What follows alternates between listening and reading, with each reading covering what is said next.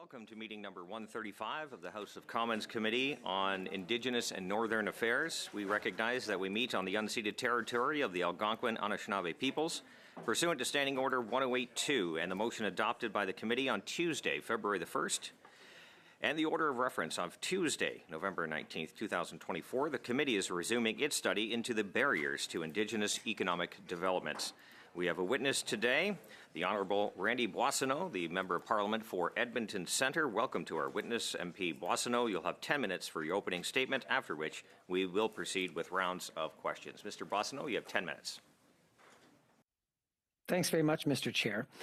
Colleagues, the last few weeks have been an incredibly difficult time for me and my family. I would like to clarify any confusion about my heritage and my previous business relationship. In 1970, I was adopted by a supportive and loving family. They are the only family I have ever known. Growing up, my family taught me about their Indigenous heritage.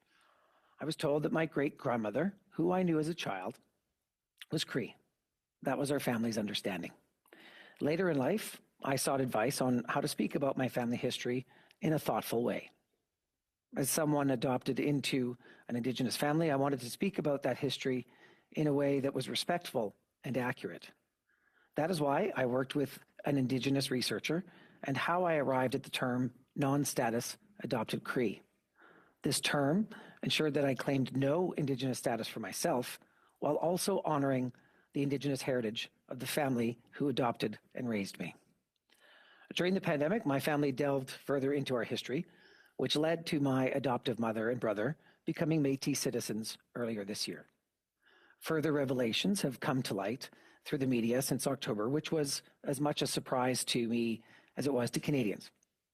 It has been a difficult time to see our family's history be challenged publicly, and I recognize the ways in which I described my heritage have not always been as accurate as they could have been. As I have said before, for this, I sincerely apologize. To be clear, I have never claimed Indigenous status for myself. Edmonton has one of the fastest growing urban Indigenous populations in Canada. As the MP for Edmonton Centre, I attended Indigenous caucus as an ally. I welcomed the opportunity to represent the interests of Indigenous Edmontonians as an ally. I have never attempted to leverage my adopted family's history for personal or political gain. I've never identified as Indigenous on any application form, nor have my businesses ever benefited as a result. I believe the safeguards in place to prevent non-Indigenous businesses from receiving funding meant for Indigenous proponents are extremely important. With respect to global health imports, GHI, I am glad the current safeguards worked correctly. I am committed to doing my best, always to be clear about my history and to be a better ally for Indigenous people. I've learned much from this difficult experience, and my commitment to reconciliation has never been stronger. Regarding my former business partner and GHI, from what has been discussed by the media, I believe that since 2021, Mr. Anderson has used my name without my consent to further GHI's interests. I believe he has conducted himself unethically and may have misled many people. I take my obligations as a public official seriously. I did not operate any business while serving the public. During my time with GHI, before my election in 2021, the company never received any funds from any federal contracts. I am not named in any of the lawsuits against the company, and the events that have been reported by the media occurred after I stepped away from the company. To be clear, after I left in the fall of 2021, GHI continued as a company under the exclusive direction and control of Mr. Anderson. I should never have placed my trust in him as a partner. His alleged actions have seriously harmed my reputation. Despite ample time and opportunity to explain himself, including at the Ethics Committee, he has refused to do the right thing and come clean. He has refused to admit that he has been using my name without my knowledge or consent. He will have another opportunity to do so if he is called to the bar of the House of Commons. I expect him to do the right thing then and tell the truth. I deeply regret having gone into business with Mr. Anderson, and I will protect myself and my reputation from his alleged actions. I have sought legal counsel to explore any and all options that may be available to me with respect to Mr. Anderson's alleged actions in an effort to clear my name. It is the honor of my life to serve the people of Edmonton Centre and to have served Canadians as a minister. I remain focused on doing the job I was elected to do. Chers collègues, Monsieur le Président, les dernières semaines ont... Dear colleagues and dear Chair, the last few weeks have been a time that has been very difficult for myself and my family. I would like to clarify all confusion on my family heritage. In 1970, I was adopted by a loving and caring family, the only family I have ever known. Growing up, my family shared with me their Indigenous heritage and history. I was always told that my great-grandmother, who I met as a child, was Cree, and this is how we've always perceived our family history.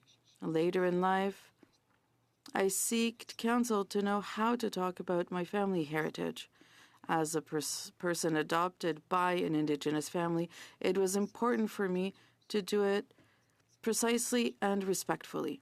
It is in this spirit that I collaborated with an Indigenous researcher who suggested I should use the term non-status adopted Cree, and this allowed me to recognize the Indigenous heritage of my family without reivindicating any Indigenous status for myself. During the pandemic, my family did more research on its history, which allowed my adopted mother and brother to become Métis citizens earlier this year. Since October, other revelations have come out in the media, information that were of a total surprise for myself as they were for Canadians. This was a very difficult time to see the story of my family questioned publicly. And I recognized that the way that I described my origins wasn't always as precise as it should be. As I've said before, I present all my sincere apologies on this. To be very clear, I never asked for Indigenous status. Edmonton has one of the most quickly growing urban Indigenous populations. As Member of Parliament for Edmonton Centre, I participated in the Indigenous caucus as an ally. I never sought to exploit the story of my adopted family for political or personal gains. I've never identified as Indigenous in any applications or forms. I truly believe that the mechanisms in place to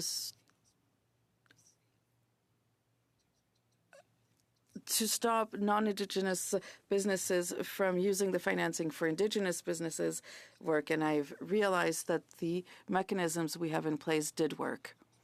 I commit to always be transparent on my story and to be a better ally for the Indigenous people. I learned a lot from this difficult experience, and my commitment towards reconciliation has never been so strong. As for my previous business partner, after what was divulged in the media, I think that Mr. Anderson used my name without my consent in order to promote GHI's interests, and he did so since 2021. I think he was unethical, and he could have caused a lot of damage, and I take my position very seriously. I did not have any business while I served as MP. I never should have trusted him as a business partner. His alleged actions have had an important impact on my reputation, and he has had many possibilities to change the information and to say the truth, but he has refused to admit that he used my name without my knowledge or consent.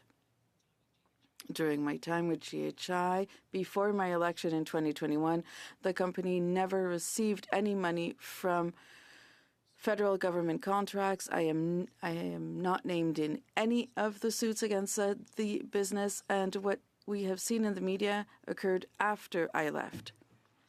After I left in 2021, the business continued under exclusive control of Mr. Anderson. I truly regret to have gone into business with Mr. Anderson, and I will do everything I can do to protect myself and protect my reputation. I consulted a lawyer in order to explore all the options available to me when it comes to Mr. Anderson's alleged actions in order to protect my reputation. It is an honor for me to serve the people of Edmonton Centre as an MP and to have served the Canadians as a minister, and I continue to focus on the work I was elected for. Thank you very much, Mr. Boissonnault. That was right on time. I appreciate that. Welcome again to committee, all our new faces around the table, and we begin the first round of questioning for 6 minutes. We have Michael Barrett. Mr. Boissonnault, I'll give you an opportunity to come clean with Canadians. Who's the other Randy? Mr. Chair, could you have the member please clarify his question? Well, it's a pretty straightforward question. In your previous appearance at other committees in this scandal, you said that it was an other Randy. Who is the other Randy at your former company, Global Health Imports? Mr. Barrett, I am not involved in any of the conversations. If you are referring to reports in the media, I'm not involved in those conversations. And the Ethics Commissioner has indicated very clearly that I'm not involved in any of those conversations, any of those texts between Mr. Anderson and the person you just raised. And in fact, if you take a look at recent court cases, both the Gowie Group has indicated that they've never met me. I've never met them. And 4M Medical has indicated that they have never met me.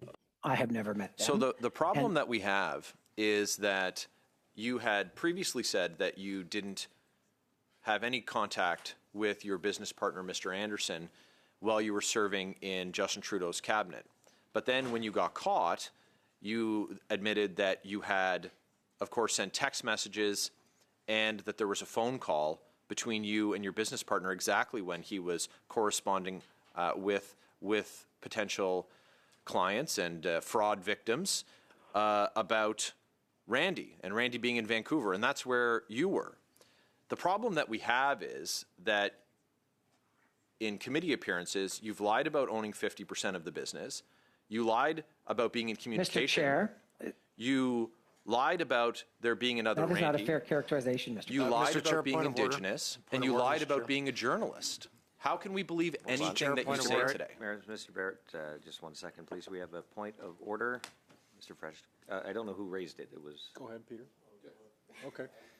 All together. Yeah. Mr. Carr. Yeah, Mr. Chair, can you provide us with your reflections, please, on whether or not you believe it's within order to refer to a member in committee as a liar? Perhaps you can consult the clerk if you're unsure. Point of order, Mr. Chair, too? Hang on. On that same point of order? Mr. Duran. Just, we also have the Conservative House Leader who refers himself as an American insurance broker, and we know that's a lie. Are we going to all right. invite him to the committee? Okay. Just wondering, same standards. Okay.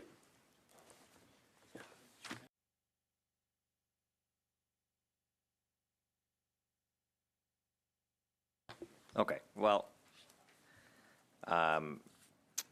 maybe we can change the language a bit and not refer to people as liars, and I'll give you your time back, Mr. Barrett.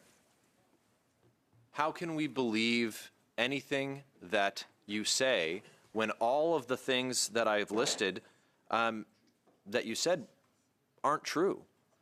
When you said you were Indigenous, you said you were a journalist, you said you weren't in contact with your business partner, you said that the company wasn't getting any federal contracts. All of those things aren't true. You said one thing, and the exact opposite is true. Now, your Liberal colleagues want to put flowery language around that.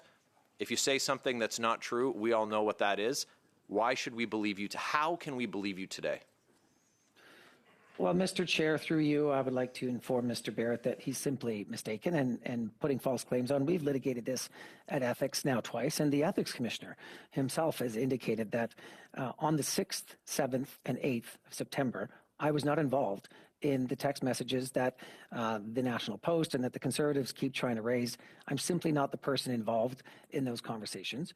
There was a text exchange between me and Mr. Anderson regarding a Purelator account that needed to be settled, and I was very clear about that at Ethics. There was no communication between us in the following days. Mr. Seems Barrett, to change. Your cabinet. story always seems to change Mr. Barrett, once let me you finish. I was at cabinet no, sir. on the It's 7th, my time. and Your there was no story always communication, seems and to. I was there on the 8th as well. Okay, one person at a time, please. It's very difficult for the interpreters to figure out what's going on here. One person at a time, please. I believe Michael Barrett had a question, and then we'll have a answer. Mr. Barrett. Point of order from Mr. Frederick. This has been happening regularly in this particular exchange, and I think that it's good at the outset just to clear it up. Let's give the witness enough time to offer a response back. Point of order? What we've experienced in this committee is the person asking the question is due their time, and is in this case, Mr. Barrett is due his time to ask the person the questions he wants to ask. So just challenge the chair to keep that priority. Thank you. Yeah, what my goal here is that the length of the question matches the length of the answer. Sorry, the length of the answer matches the length of the question. We'll try to keep that as close as possible, and that way it doesn't mess up the interpreters too much, and everyone has their time. So, Mr. Barrett, you have the floor. Equal time. You said you were a journalist. Are you? Mr. Barrett, I was a regular reporter for the Francophone news outlet, CBC Radio Canada. Yep, I was a member of the Canadian Media and that was equal time, and that's weeks. not what CBC has said. You said you were Indigenous to get federal contracts disenfranchising Indigenous peoples. Are you? Mr. Chair, that is simply false. That's not true. I've never claimed Indigenous status, and I've never applied for an Indigenous contract. Full stop. Well, we know that that's also not true, because the company that you own 50% of, Mr. Boissonneau, did exactly that. Your company, GHI, is under investigation for fraud and being investigated by the police. Is that correct? I have not been contacted by any police service to that effect. And Mr. Barrett, I was not involved in any federal contracts while I was operating. And so as much as you want to distance yourself from it, this is very much yours to own, because you in fact own 50% of it. So you were willing to cash the checks, but you're not willing to take any of the responsibility for where the money came from and how it came to be in possession of the company. Suspicious warehouse fires, fraud investigations. Point of order, Mr. Carr? Yeah, I'm wondering, for the benefit of myself and other committee members, I would very much appreciate if the clerk could provide the timing of the length of questioning that you are allocating. It's 6 minutes per member. Every time that you stop the clock to deal with a point of order or to address something Mr. Barrett or Mr. Zimmer or others have said, I'd like it to be tracked for the committee that you're not providing more time to Mr. Barrett. So for our benefit, please, if you could have the clerk. Are you questioning the judgment of the chair? I am asking for the chair through his clerk. Are you questioning the integrity of the chair? I am asking the chair through the clerk. I have the timer right here, Mr. Chair, and I am keeping as close eye as I possibly can. So, Mr. Clerk, I'm going to ask through you then, please, Well, sir. no, that's not how this works, Mr. Oh, okay. Carr, Well, then, Mr. Chair, I'm asking. We and trust I don't your believe, chairs at committee when it comes Mr. Chair, to that time. Mr. Chair, I'm I've answered asking your- on a point of order. I've answered your point of order. Point of order, Chair. I'm This is watching clearly that, Mr. Chair. disruptive, Yes. intended to be disruptive. Sorry, I Let's get wasn't back done to my- work. I Let's wasn't get done back my to the point. work of this I've committee. already ruled on that. Thank Point you. of order. If you wish to challenge the There's chair, too many go ahead. people but speaking. We Ms. need to be respectful of the interpreters. Yeah, absolutely. So I've ruled on that. If you wish to challenge the chair, there is a process I will for challenge that. the chair. Okay.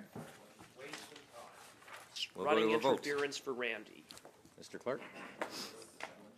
So the challenge, would you prefer Well, wording? you said you made a decision, Mr. Chair. If you I've haven't made a word- decision, I have no that- challenge to make. That the If you chair, have made a as- decision, The chair, as always, Mr. Carr, I know we got some time here.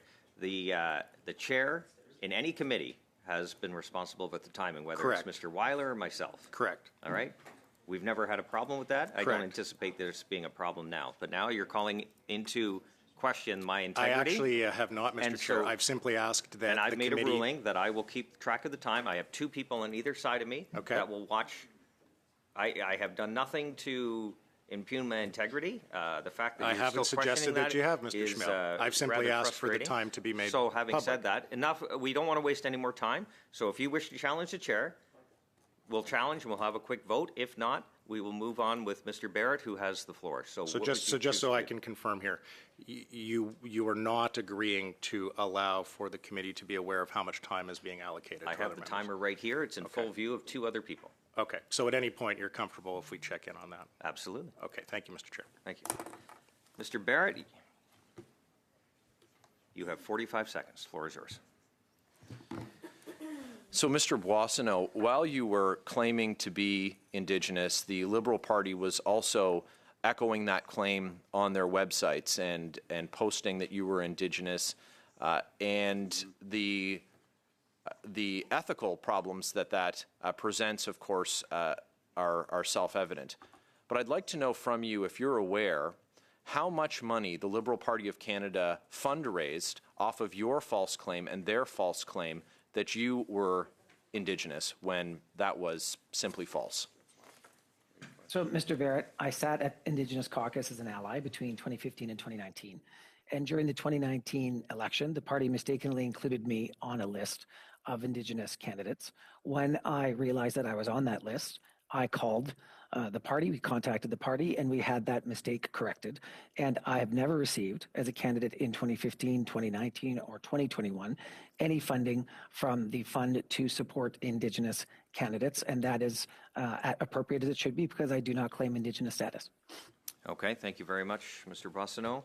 That completes that round of questioning. I believe Mr. Handley is up. Is that still correct? Mr. Handley, you have 6 minutes. Thank you very much, Mr. Chair. Thank you to Mr. Boissonneau for making the tremendous effort to appear before a committee today. I know this is not an easy task. Indigenous identity, Mr. Chair, Indigenous heritage, that's obviously very important to me in the North and in the Yukon, as is the nature and the practice of First Nations procurement. Mr. Boissonneau, through you, Mr. Chair, Mr. Boissonneau, as Minister of Tourism previously and then ESDC and official languages, you've been a great friend to the North and certainly a frequent and a welcome visitor to the North.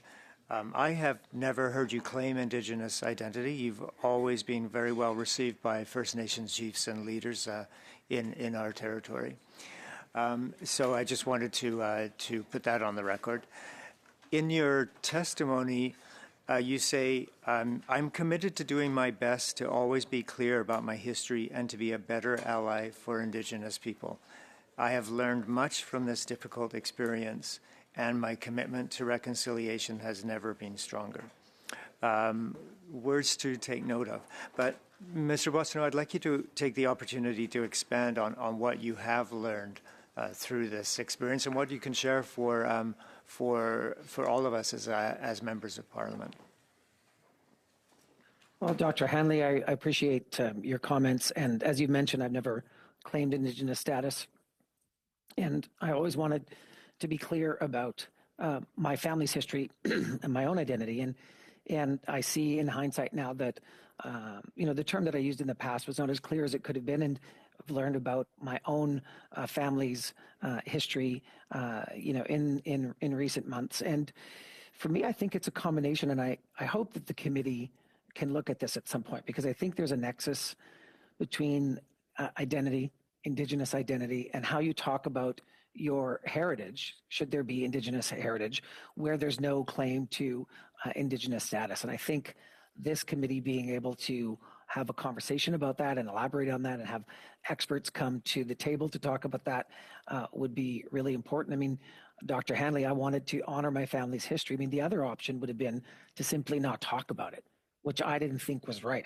That didn't sit well with me. And so that's why I wanted to be able to refer to my family's history, but also indicate that I was non-status. Like, I don't have Indigenous status and I don't claim Indigenous status. And so my commitment to reconciliation and to working with Indigenous peoples manifested itself in coming to Indigenous Caucus and asking if they would, let me sit around the table as an ally. And that's what the caucus decided to do in 2015. And we worked through a great number of issues together, to defend and advance the rights of Indigenous peoples. And I'm happy that I was able to participate in that work. And look, in my own city of Edmonton, we have the fastest growing urban Indigenous population in the West, and we have a lot of work to do together. And I approach that work with humility, but with resolve, because there's a lot of work that we have to do together, and I'm committed to continuing to do that work. And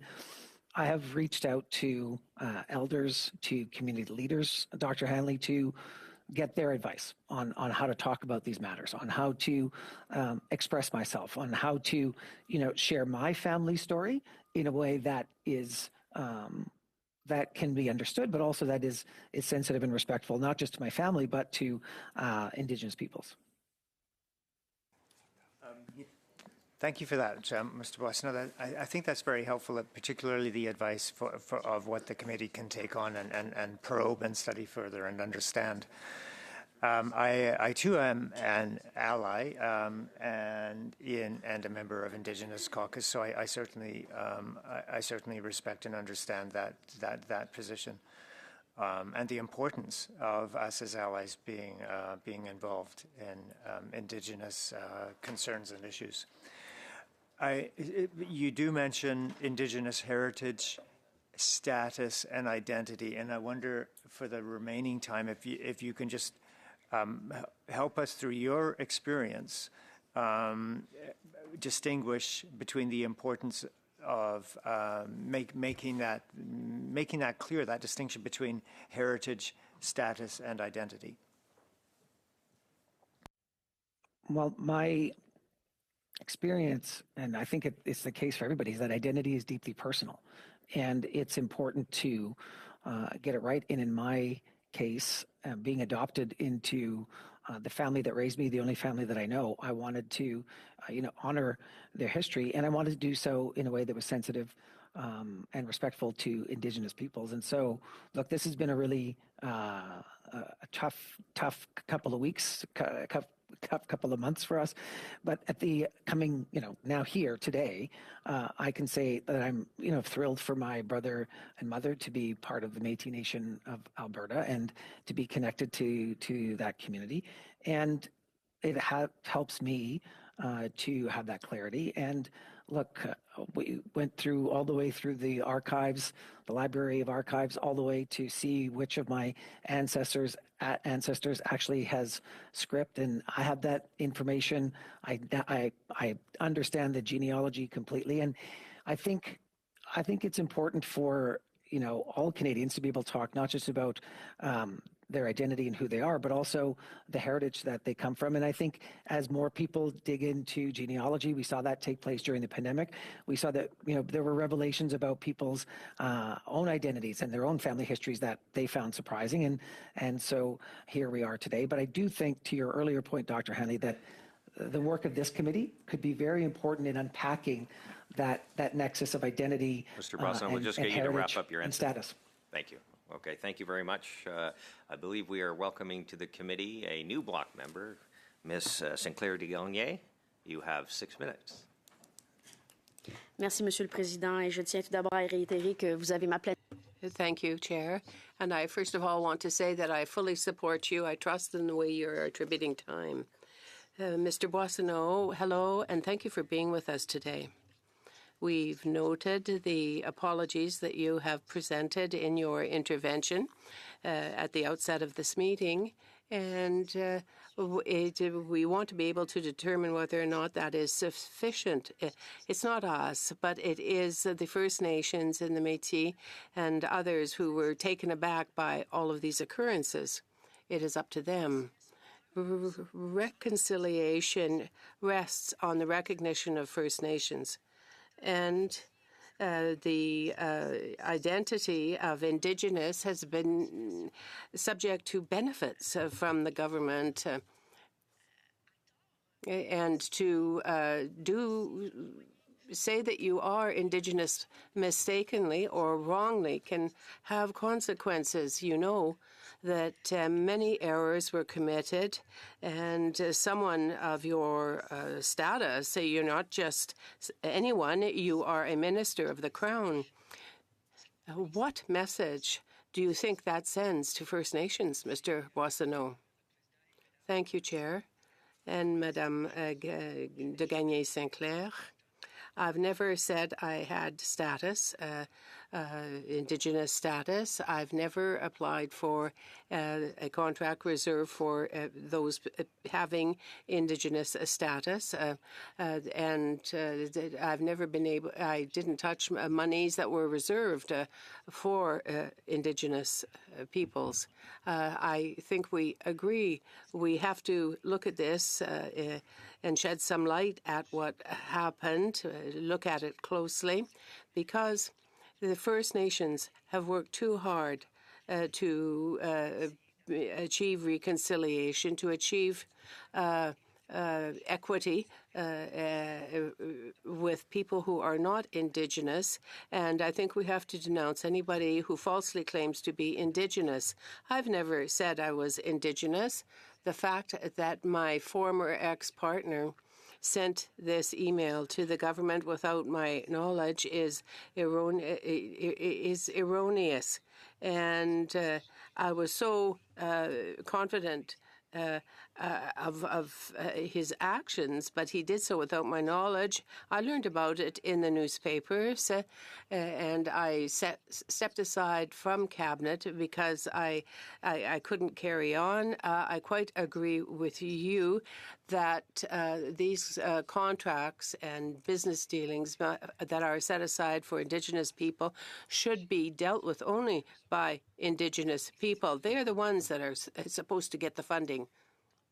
So, you say that you absolutely did not know that Health Imports was benefiting from this so-called Indigenous status before it became public. But it was over the course of several years, even many years. Is that what you're saying? You are not aware of that? You never were aware of it? Three things. When I was a private citizen, I said when I was queried about ethics, because I was a former member of Parliament, that I never had any business dealings in this way with GHI and the federal government. The ethics commissioner felt that it was very good for me to be clear about that I had no contact with the federal government, that it be contracts or whatever, because that would be inappropriate. Second thing, Madame Sinclair de Gagné, when I was a private citizen, I worked through the system of applying for the business deals through the LGBTQ system. I was able to certify that the business was 100% LGBTQ. I hate to interrupt you, but my time is very limited. The changing of the administrator of the business was on March 17th, 2023. And you didn't benefit while you were an elected member, but as of that date, you had come back to the House. And how do you explain the fact that there was still involvement? I explained to the ethics officer it was in terms of the registration that I had stepped away from this business in September 2021 when I was elected. My lawyer contacted Mr. Anderson's lawyer, and it was understood that he had made the change, but he didn't do the change. He didn't make the change. We don't agree. It's not the responsibility of the business itself, but the business of the administrator. And you were the administrator. You continued to be the administrator of the business that was contracting with the government, so that remains your responsibility. And another issue, you're saying that you didn't take responsibility. That's too bad. I didn't say that. I have signed documents signed by lawyers that I was no longer in that position after I was elected back to the House. Thank you very much for that line of questioning. Next, we have the NDP and Ms. Idlout for 6 minutes.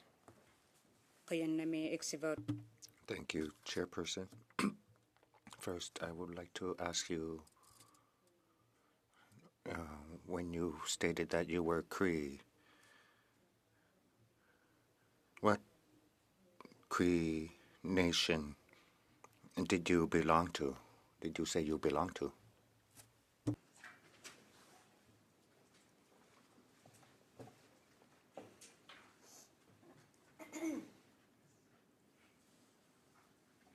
Mr. Chair, I don't seem to have translation. So, okay.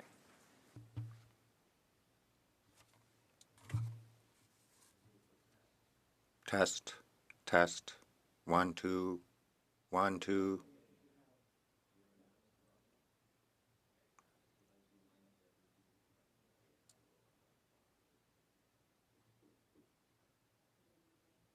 Thank you, Chairperson. Thank you for appearing. First, I would like to ask you, when you claimed your family was Cree, what Cree nation did they belong to? Have Inuktitut chosen on my screen, and yet I'm not hearing anything come from the interpreters.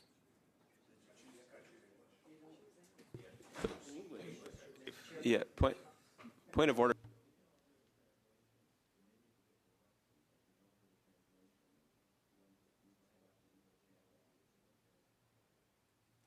I believe, as it's pointed out, Mr. Drouin. Français fonctionne pas.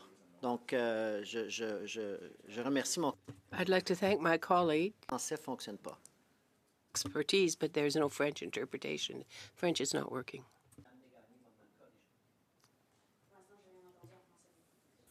Okay, do we have any interpretation working right now? What did you say? Testing, testing. Okay. Okay, I will switch over to the French channel here. Yeah. Okay. French is working? Okay. Okay, Ms. Idlout, do you just, maybe our Inuktitut Testing.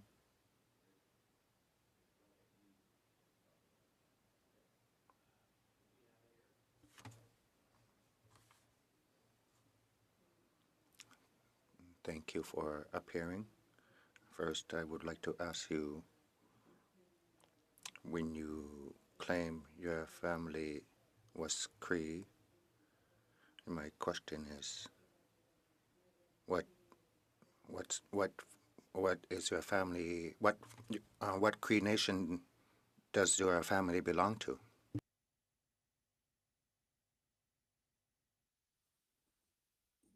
Thanks very much, Ms. Idlout, and I really appreciate your question and your repeating it. I grew up understanding that my grandmother was Cree, and I didn't question my family about which nation, which place. It was the family, our story, and it was as I understood growing up in our family, and it was one of those things that we learned about. We didn't talk about it a lot, but I know growing up with my great-grandmother, she wasn't part of a nation. She married into a settler. She married a settler. And so there was no First Nation that she was connected to because she had married into a European family. And so I didn't call it after that. Thank you. You answered my question. I'll keep going. I also know a white person that was adopted to an Indigenous family, but has always stated that he is not Indigenous, that he is a white person.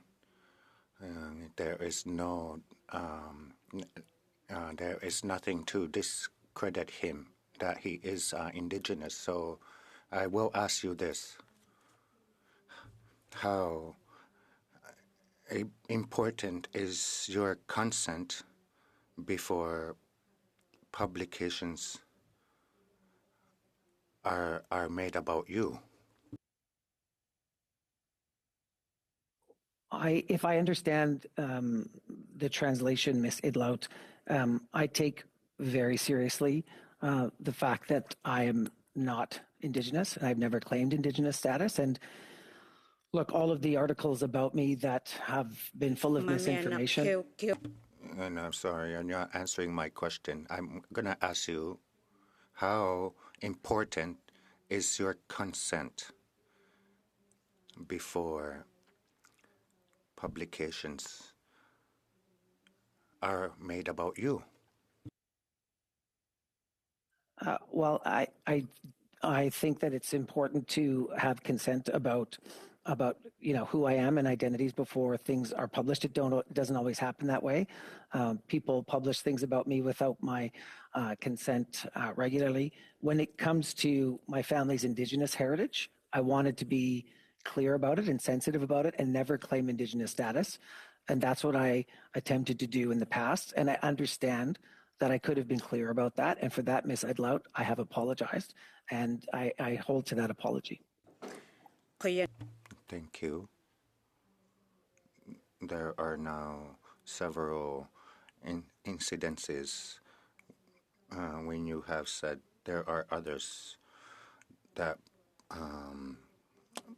that publish mistakes about your identity. My question is, how clear have you been to others that when they publish anything about you, that you need to provide consent?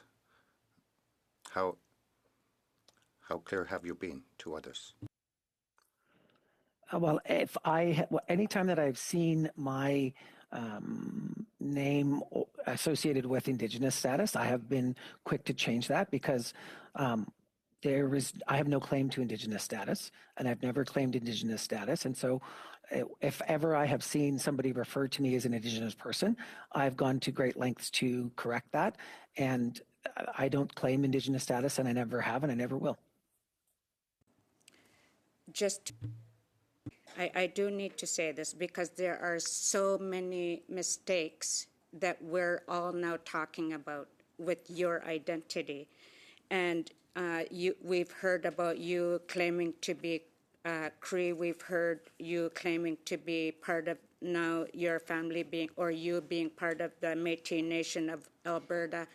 You've now seemed to have changed your story about the publication with the Liberal Indigenous Caucus, and then asking them to fix that mistake as well.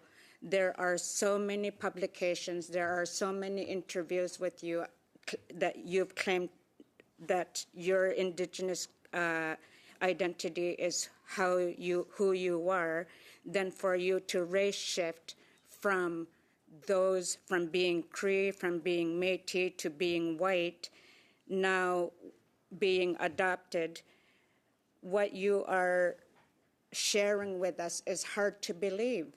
And how can we believe that you have never told your staff, your staff, that you don't want publication about you not being Indigenous? We've heard that you've instructed your staff to say that you are, and now you're saying that you've never claimed to not be Indigenous. Ms. Idlout, respectfully, I have never indicated to any staff at any point in my life to refer to me as Indigenous. That's simply not the case. And I've always tried to be consistent with who I am. I've never claimed Indigenous history. I never said I was Cree. I came up with the term non-status, adopted Cree, because I thought it would honor my family, and I thought it would indicate very clearly no status. I am not Métis. My family has recently become members of the Métis Nation of Alberta, but adopted kids like me have no claim to citizenship in the Métis Nation of Alberta, and that is as it is. But I will never claim Indigenous status. I never have. And I was adopted into the family that I was adopted into, the only family that I know, and that is why I have always tried to be very clear about that history. Thank you very much, Mr. Bossino. We go now to our second round of questioning. We start for a 5-minute round with the Conservatives. Mr. Jennis. Mr. Boissonneau, you said today that you came to the term non-status adopted Cree through consultation with an Indigenous researcher. What was the name of that researcher? I met with Chad Cowie, who was a student. Thank you very much. We know. Thank you. We know who Mr. Cowie is, Professor Cowie is. In an interview with the National Post, Professor Cowie denied your version of events. The National Post quotes him as saying, "I would not say that I gave him the term that he was non-status adopted Cree." Did Professor Cowie tell the truth to the National Post, and do you now want to correct your opening statement? My opening statement was very clear, Mr. Genuis. I said that I chose the term non-status adopted Cree after having a conversation with Mr. Cowie. That conversation was almost 3 years ago. So now it's clear that it was. So you sat down with Professor Cowie, and he gave you some advice. You ignored that advice and came up with this term independently on your own, and then you came back to committee and said, well, in the context of conversation, I came up with this term. I mean, frankly, that's what we've come to expect from you, Mr. Boissonneau, but I think it's now further revelation of what we have come to expect.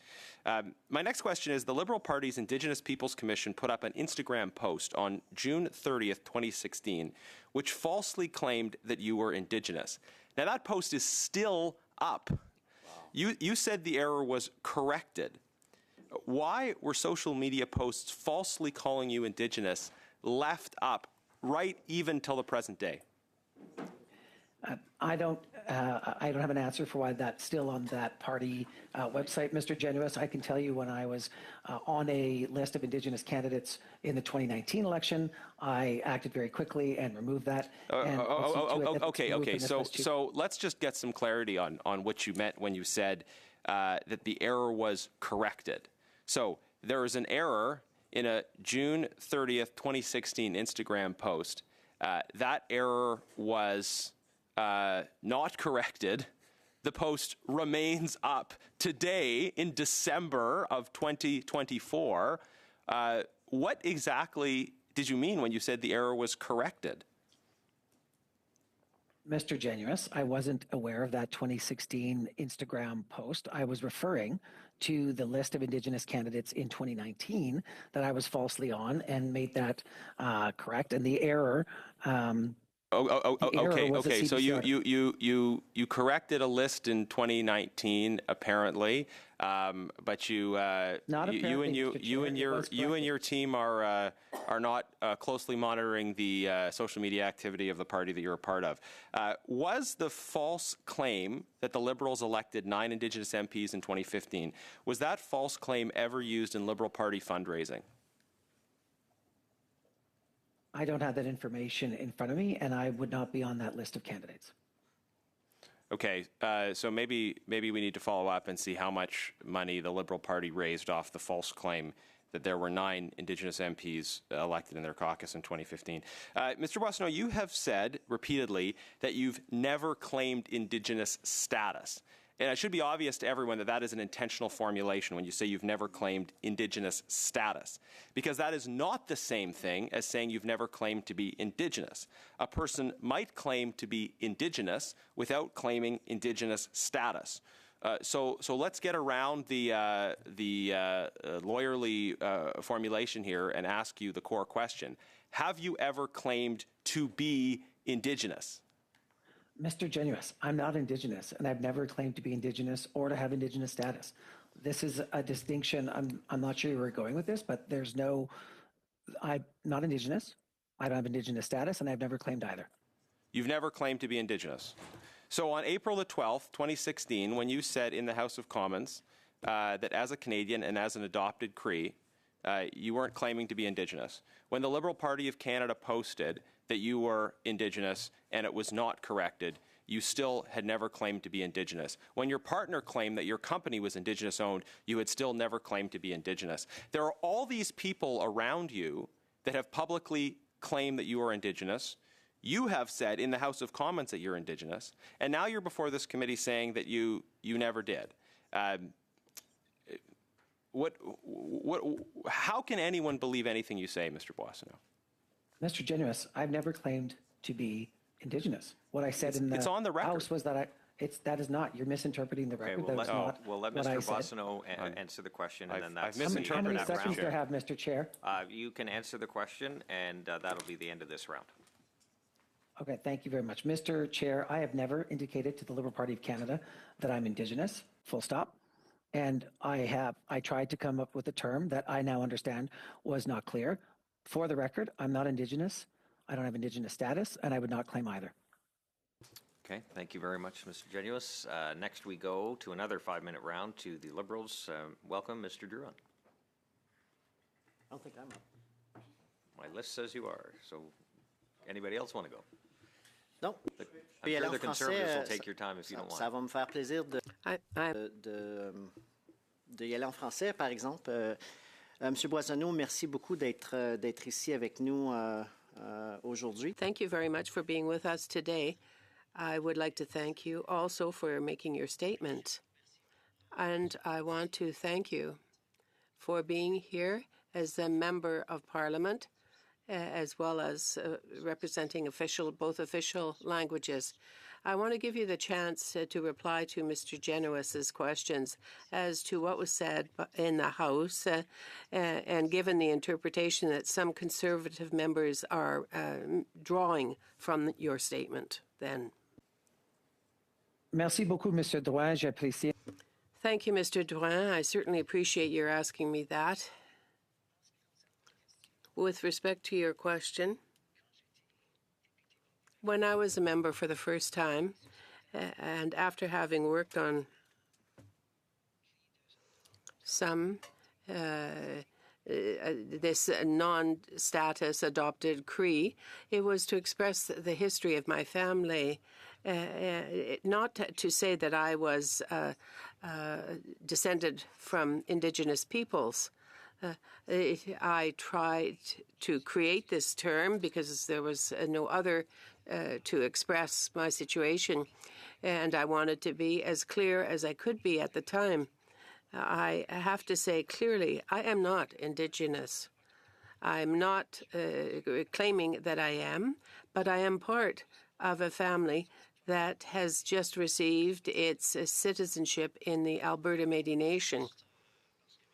Because, of course, caucuses aren't televised, and the First Nations caucus has allies, and I remember very clearly that you were part of it in 2016.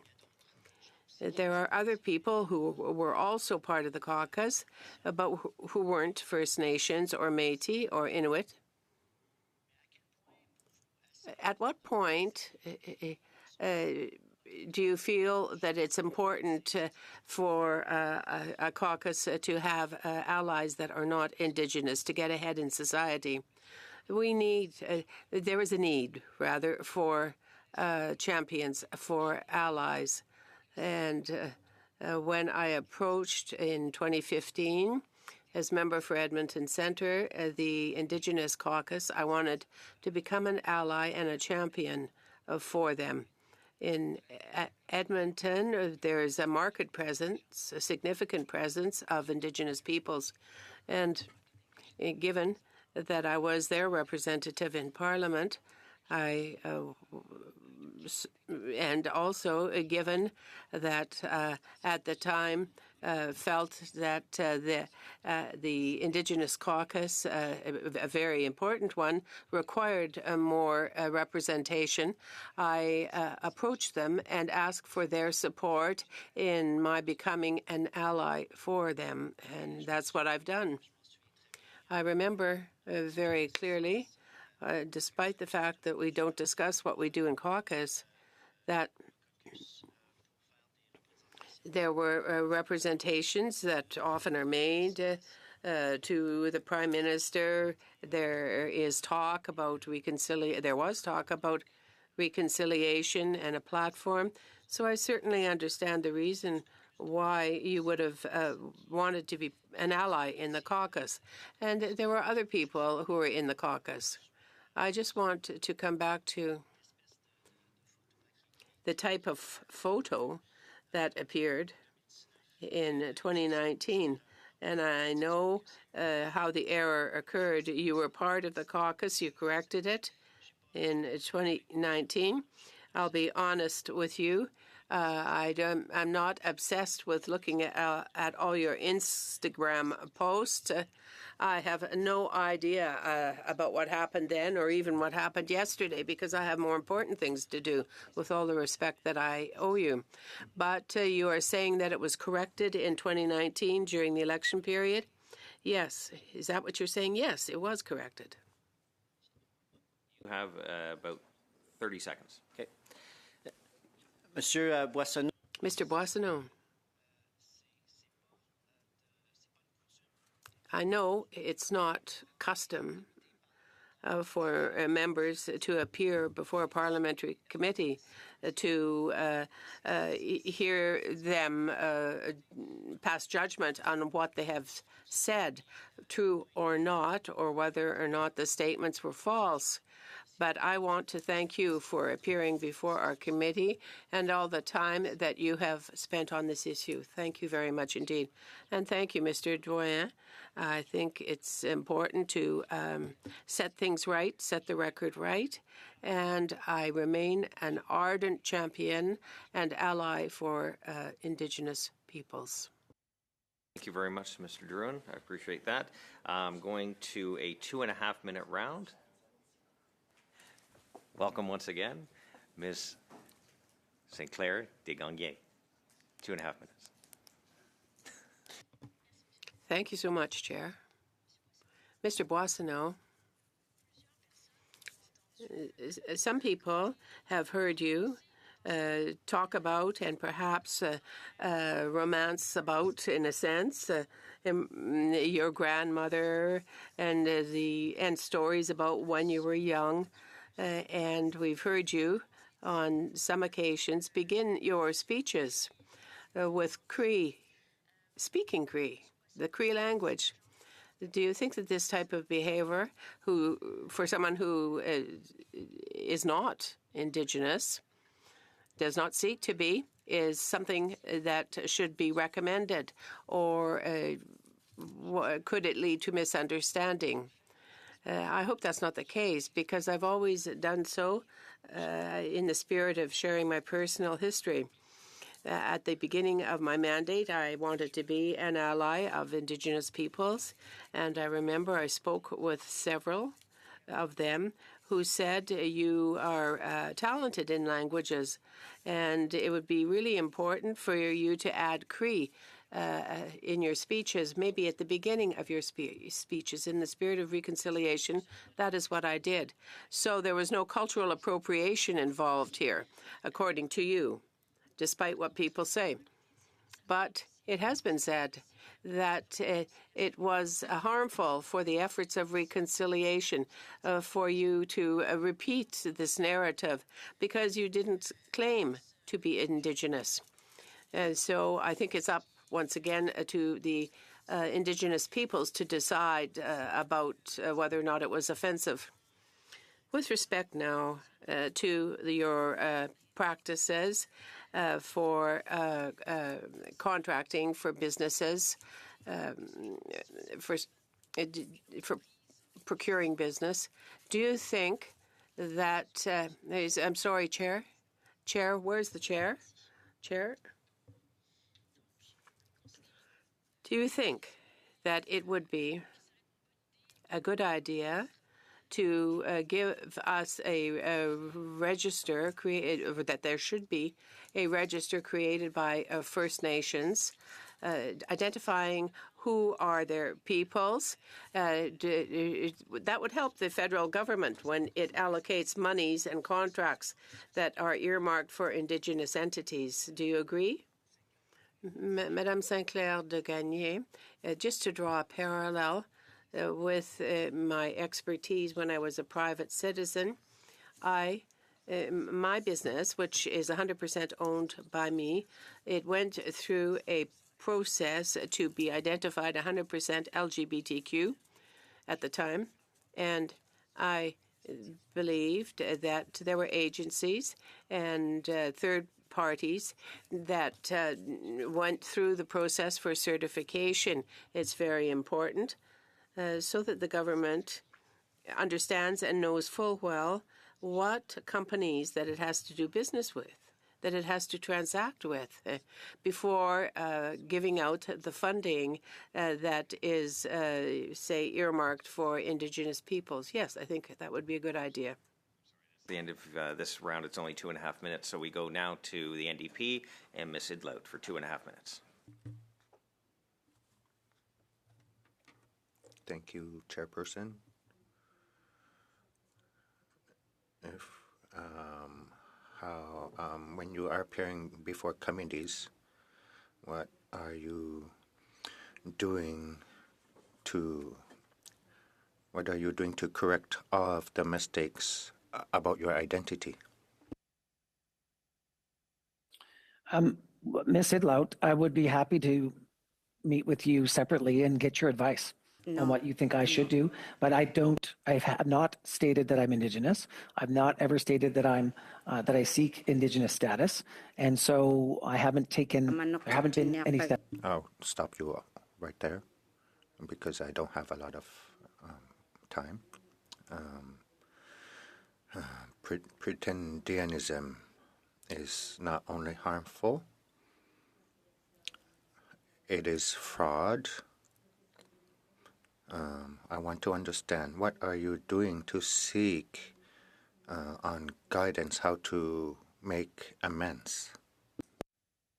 I really appreciate the question, Ms. Idlout, and I think pretendianism needs to be denounced. It's deeply harmful, and it disrespects Indigenous peoples and all the hard-fought battles that they have won to date. And so I have been speaking with Indigenous elders, with community leaders. That work will continue. And the questions that I've been asking is, how do we build trust and the relationship forward? How should I best talk about who I am and my family and their history? And look, to Ms. Sinclair de Gagné's conversation, I'm going to check in, and I have checked in with Indigenous leaders and elders about using Cree in my speeches. Do they still want me to do that? Do they still think it's appropriate? And so I'm having these conversations. I think that's part of my own learning journey here, Ms. Idlout, and I will continue to do that. And I will take your advice as well on how I should make amends, because I never intended to be unclear about my history or my family's history. And I think that is an important personal act for me when it comes to reconciliation. Thank you. My last question is, how are you repairing the pain and suffering you have caused to Canada's Indigenous people? How will you be repairing this to the Indigenous peoples? Well, I hope that I have started by apologizing for using a term that was not as clear as I could have been, and I will seek advice on, as you said, on how to make amends and to listen to the harms of people who seek false Indigenous status and Indigenous heritage, which I have not done and I won't do. And I will be very, very clear. I've apologized, and I hope that allows us to build from here. And I really appreciate your sensitivity and how difficult this is for the people that you represent, Ms. Idlout. So I take that very seriously. And if I could, I would say thank you in your language. If that were appropriate, but I'd seek out your consent to do that first. So I will just say thank you. Okay. Thank you very much, Mr. Boissonnault. We continue on this second round of questioning, but now we go back to 5 minutes. Now to the Conservatives, Mr. Cooper. Mr. Boissonnault, through you, Mr. Chair, have you commenced legal action against Mr. Anderson? I've sought legal advice, Mr. Cooper, to look So at the all answer of to my that legal is options no. against So it. let me get this straight. You claim that you are not Randy and Anderson's text messages. The first report of this Randy being implicated in the $500,000 shakedown of the Gowie Group was all the way back 6 months ago on June 4th of this year. On July 17th, Anderson testified at the Ethics Committee that the only Randy at Global Health Imports was you. That day, you issued a statement in which you said you were, quote, deeply troubled by Anderson's testimony and suggested that he was using your name without your consent. That was 5 months ago. If you truly had no involvement in this shakedown of the operations of Global Health Imports, and Anderson was using your name, unbeknownst to you, you would have sued Mr. Anderson 5 months ago, I would put it to you. You still wouldn't, you've done nothing, is what you've said. Point of order, Mr. Chair. Cooper, Mr. Drouin? Just, I'm seeking your advice as to, is Mr. Cooper offering legal advice to Mr. Boissonneau, or is he just pontificating on something?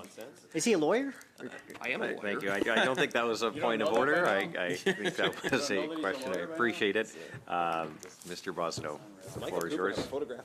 well, thank you, Mr. Chair. Look, to Mr. Cooper's question, I have started the process to take legal action against Mr. Anderson now, and I'll be very clear. One of the reasons I stepped away from cabinet was to be able besides to retaining counsel, Mr. Chair, besides do I get my retaining time? counsel, it's my time. I'm reclaiming Chair? my time. Besides retaining counsel, have you taken any legal steps whatsoever against Mr. Anderson in the past 5 or 6 months? Mr. Chair, how many seconds do I have from Mr. Cooper's opening statement? It's a very simple question. Just Okay. answer it. Okay, hang on. Okay, as I said from the beginning, the time of the answer should be as close as possible to the length of the question. And so I've been giving a bit of leeway here, but I want to keep it as close as possible. So, So, Mr. Schmale, to Mr. Cooper's first, I haven't been able to answer his first question because he interrupted me 3 times. Okay, why don't Can I answer his first question? Well, he took the floor I'm ready back. to so answer his first I guess the time is yours. However, usually you just answer the question you just gave you. So I'll answer the question. In the recent court case against Mr. Anderson, it is clear that Mr. Anderson has been using my name without consent. I'm not involved in And my those question other to you was whether conversations. you had commenced a legal action and you have, through your non-answer, said that you We are haven't. working And so, on- we are working Mr. on the legal Boissonneau, action it's right my now, reclaiming my time, Point of order, Mr. Mr. Chair. Mr. Chair, point Just of order. again, I don't know who was first, Mr. Drouin or Mr. Running Carr. interference.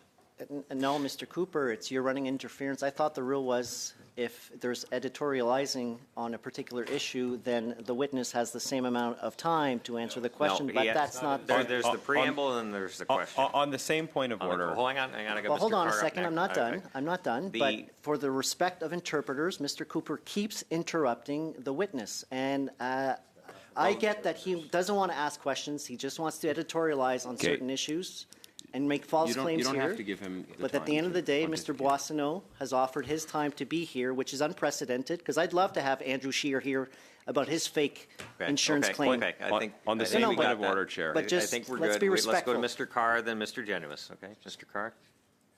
Thank you, Mr. Chair. I think Mr. Drouin covered it. I just, for the sake of our interpreters, particularly given that we've got 3 different languages being interpreted here today, I think it's for the benefit of committee that all members involved in discussion are mindful of that. Thanks, Chair. Okay, Mr. Genuis. Yeah, just briefly on the point of order. The rules are not equal time between the questioner and the witnesses. That is correct. The I've rules, just the rules given the are circumstances. that the member controls the time. So that needs to be understood. And secondly, let's be clear that Mr. Boissonneau is not here because he chose to come. He is here because there is a House order requiring him to be here for 2 hours. There's an unprecedented move, House order requiring him to be here. He has to be here for 2 hours, answering 2 hours worth of questions, and these liberal disruptions are just extending the amount of time that we're going to be here. Yeah. Is he? Now, the reason I said that, yes, you are correct, Mr. Generous, that is the rule. The reason I allowed a bit of latitude in terms of the length of time was because, in fact, we do have 3 interpretations going on at the same time. However, I do understand that witnesses do try to stretch things out. So the members do have the ability to take the floor back. So let's go back to Mr. Cooper.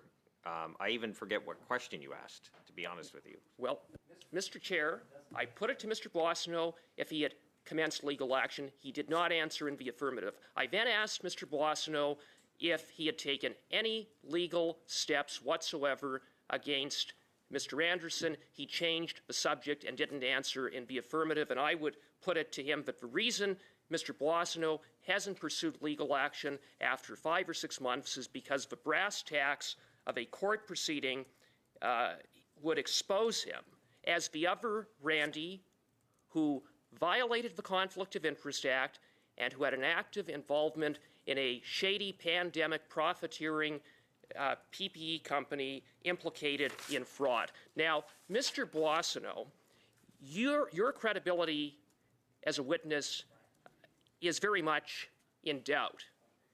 You came before the Ethics Committee on June the 4th, and you left the committee with the distinct impression that you had not been in contact with Stephen Anderson, when that wasn't the case. Mr. MP Brock put it to you, did you call Mr. Anderson? You said, no. Why would I call Mr. Anderson? I would not. No. You said that, and then after new text messages were revealed connecting Randy in Vancouver while you were in Vancouver, suddenly you changed your story and said that you had actually spoken with Anderson and had a text message exchange with Anderson. If you have nothing to hide, why did you materially leave out that relevant fact if you're not the Randy involved in the shakedown? So, Mr. Cooper, let's go back to your earlier question. I stepped away from cabinet to deal with these issues, and I have met with lawyers, and we are working on legal action against Mr. Anderson right now. So let's put that on the record. The ethics commissioner, not once but twice, I asked you, Mr. Boissonnault, why it is you materially omitted that fact, and I would put it to you. I'm going to ask you another question, but as Mr. Carr runs interference to protect you because you're a liar. Whoa, Mr. Chair, there are. The floor is Mr. Carr's. There are 3 things here. The first is Mr. Cooper a moment ago referred to Mr. Boissonnault as a fraud. I'm not sure that that's within the scope of standing order provisions. Number 2, he just repeated the word liar, which you've already ruled on today, Mr. Chair. You got a minute. And the third thing, Mr. Chair, is that you made a ruling earlier this meeting that it's equal time for questions and answers, regardless of if to Mr. Genius's point, which is fair, regardless of whether or not the standing order provides a provision for that or not, you ruled on that, Mr. Chair. So we would have to come back to that commentary that you made earlier in the meeting. Nonetheless, I would hope, Mr. Chair, that you will advise Mr. Cooper to be mindful of language he's using that you have already ruled to be out of the scope of order here. And quite frankly, you're really not well placed for parliamentarians. Thank you. Well. Okay, Mr. Drouin. Mr. Cooper should withdraw his comment. It is unparliamentary language towards another member of parliament. Withdraw. Otherwise, I'm going to keep point ordering this. Withdraw the comment. Unacceptable. I'll ask another question. Then Mr. Drouin can... Are you responding to the point of order, or are you continuing I'm continuing with my line of questioning. Okay. Point of order. Okay, Mr. Drouin Withdraw again. the comment. He should not be allowed to ask questions. This is the Cooper? pure rules. Okay. Withdraw. Withdraw. Withdraw. Your microphone's off. I continue with my line of questioning. Point of Mr. order, Boissonnault. Okay. Point of order on the same point of order that's been raised. Status. It's a very simple thing. All he has to do is withdraw the comment. He knows very well. He's an experienced parliamentarian. That is not parliamentary language. I will withdraw the word lie and restate that he misrepresented to committee that he hadn't spoken with Mr. Anderson Point of order, when he Chair. did. Point of order, Chair. He withdrew. He did not exactly withdraw. The word that was used is liar. He should withdraw that word. He withdrew, and he substituted with what it was untruths. I said that he misrepresented to committee that he hadn't spoken with Mr. Anderson at a material time when in fact he did. And Mr. So you're going back to your question? Okay, you have 1 minute left. Point of order, Mr. Chair. Disrupt and run interference I think for him. we're good. You have 1 minute. Mr. Chair, point of order. There they go again. Okay, Mr. Henley. Sorry, Mr. Chair. What I heard withdrawn was the word lie, but what I heard Mr. Cooper state was liar. I think the word that needs to be withdrawn is liar. I think we all, at least I knew what he meant. I knew what he meant. Okay, Mr. Cooper. Mr. Cooper. Mr. Boissonneau, you're continuing to mislead committee. You did so today, yet again. You said in your opening statement that all of the cloud of scandal and corruption reported in the media occurred after you had been elected in October of 2021. But you know that that isn't true because you were a partner at Global Health Imports in June of 2020, correct? I was. And you were not elected in June of 2020. Correct. And that is the very time that Global Health Imports submitted an application or a bid on a federal contract purporting to be wholly Indigenous owned. So why did you say that all of the allegations occurred after you had left Global Health Imports or as a partner because you were elected when, in fact, you knew that that wasn't true? One of the very material issues before this committee, the fact that you have falsely represented yourself or your company has falsely represented it as being Indigenous, occurred while you were not only a 50% owner, but one of the two partners at the company. Why did you mislead committee this morning on that? Mr. Cooper, nothing could be further from the truth. And as I've stated very clearly, I was not involved in any federal work whatsoever in any of my businesses. And I confirmed that with the ethics commissioner. And so Mr. Anderson those were your words. Solely Why did you mislead committee? Mr. Chair, point of order. Why did you mislead committee? Point of order, Mr. Chair. Your time is up. Mr. Carr, point of order, and then we go to the Liberals. Mr. Chair, Mr. Cooper very clearly heard you say on 3 occasions his time was up, yet he took to the microphone again. I think that is a clear attempt to disrespect your authority in the chair. Thank you, Mr. Chair. I appreciate that. Okay. I appreciate the cooperation of all members here. We're going to the Liberals now for 5 minutes, and Ms. Gainey, you have 5 minutes remotely. Thank you, Mr. Chair, and thank you, Mr. Boissonneau, for joining us here this morning. An earlier part of the questioning made me think of one of our colleagues and the question around language. And I just had a quote here from Zoe Miller, who is a Mohawk teacher, among other things. And she says, learning a little bit about a different language is an excellent way to learn about the people around you and the land on which you stand. It helps to bridge the gap between Indigenous and non-Indigenous communities, Hopkins said. And this is what reconciliation ought to look like.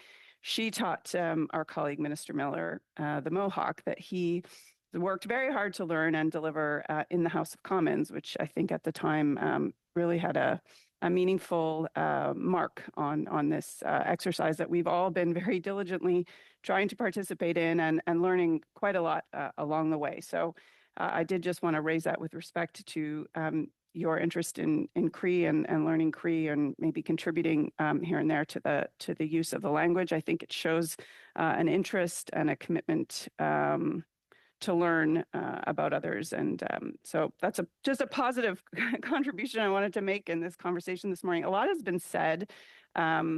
I'm just wondering if there's anything else that you would like a chance to add here in these minutes that hasn't been addressed or that was cut short. Sure. I'd just like to give you the floor. Thank you, Ms. Gainey. I really appreciate that. And look, I also heard Minister Miller speak Blackfoot when we were in southern Alberta, and it was very well received by the First Nation. Let me just go back to the last line of questioning. Mr. Anderson should never have ever applied for a federal contract from funds reserved for Indigenous people. There's just no scope for the company that we ran to be 100% Indigenous. He did that without my knowledge or consent. I found out about it in the news.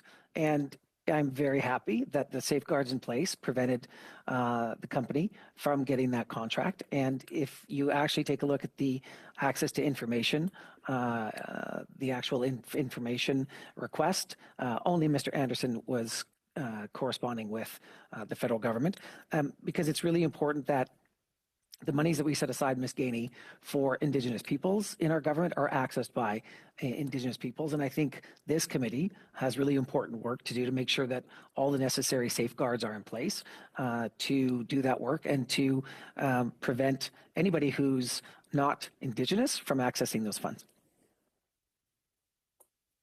Based on the experience, which I know has been difficult on a few fronts, are there any other learnings or lessons that you would take from this? You've mentioned a couple of suggestions that you think that this committee could probably look at a little more closely in terms of moving forward. Do you have any other insights based on what you have been through and are going through in terms of how we can do better as parliamentarians and in tackling these kinds of challenges?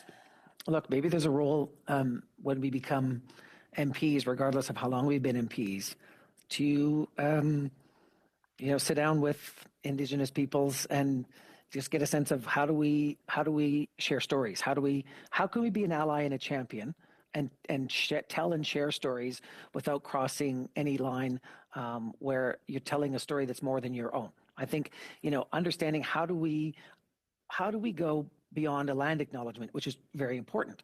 To your point, what is the sensitive approach to using language? I mean, I enjoy sharing the words of Cree that I know when I'm at an event, and I actually use those words of Cree with one of my elder friends because she's teaching me the words, and she likes to see when I use the words when I text her. And so I think if we could figure out how to navigate these waters in a thoughtful and respectful way that doesn't cause any harm, that doesn't bring any pain to Indigenous people, I think that would be a very constructive use of this committee's time, but also a really good onboarding experience for new and seasoned MPs, because this space also changes.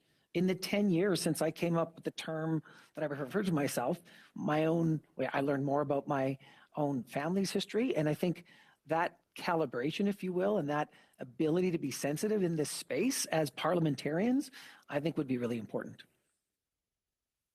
I agree, and I think it's actually been a privilege to be not only more recently as an MP, but as someone involved in the Liberal Party for quite a long time. That I've had that opportunity through our party's commitment to these things to learn, and I see that now in my kids in their schools. This has grown dramatically, and it's, I think, really a tremendous shift that we've seen over the last decade. This commitment to reconciliation and to learning better and clearer parts of our history.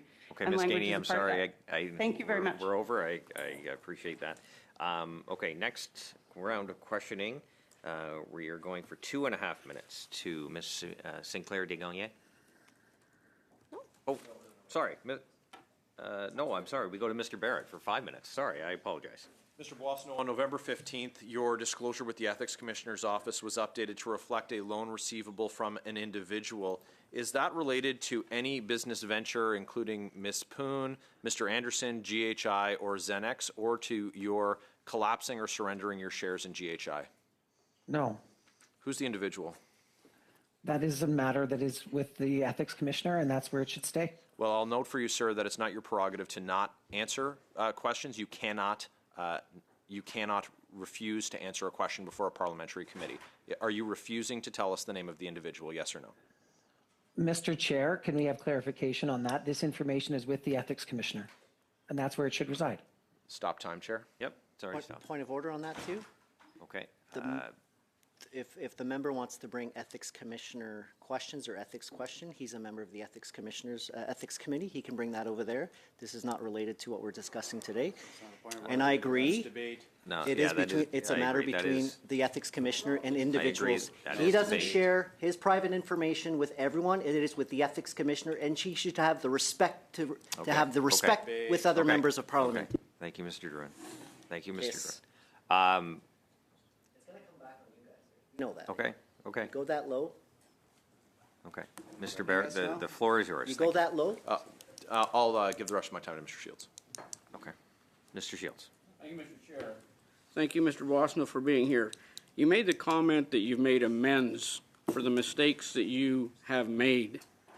The Liberal Party publications have been out there and referred to a number of times today. Has the Liberal Party apologized for the mistakes they made that you asked them to correct? Thank you, Mr. Shields. And I think I would say that I am in the process of making amends. I think it's a longer process. I've apologized. I think that was the right place to start. And the Liberal Party corrected the error in 2019. And I'm not responsible for posts that I didn't design or post. And I'm not aware if they made an apology, but they certainly corrected the 2019 error. Made an apology, and you said they made the error, they've corrected it, but not apologized. That's my understanding, your answer? That's my understanding as well. Okay, a prime minister committed, I've got to read a quote to you, a prime minister committed to true reconciliation would have removed Randy from cabinet long ago. Instead, we get to watch white people play Ancestry, Wheel of Fortune. So shameful and extremely destructive. Are you familiar with that quote? I am not. Comes from your colleague, your former colleague, Jody Wilson-Raybould. Former colleague. Acquaintance. Do you believe in that, what she has stated in that quote?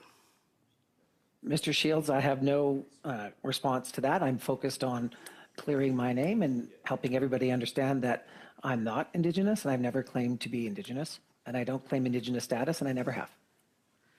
So she's very disappointed in what has occurred as the first Indigenous cabinet minister in the role that she played as Indigenous minister, and she's very disappointed.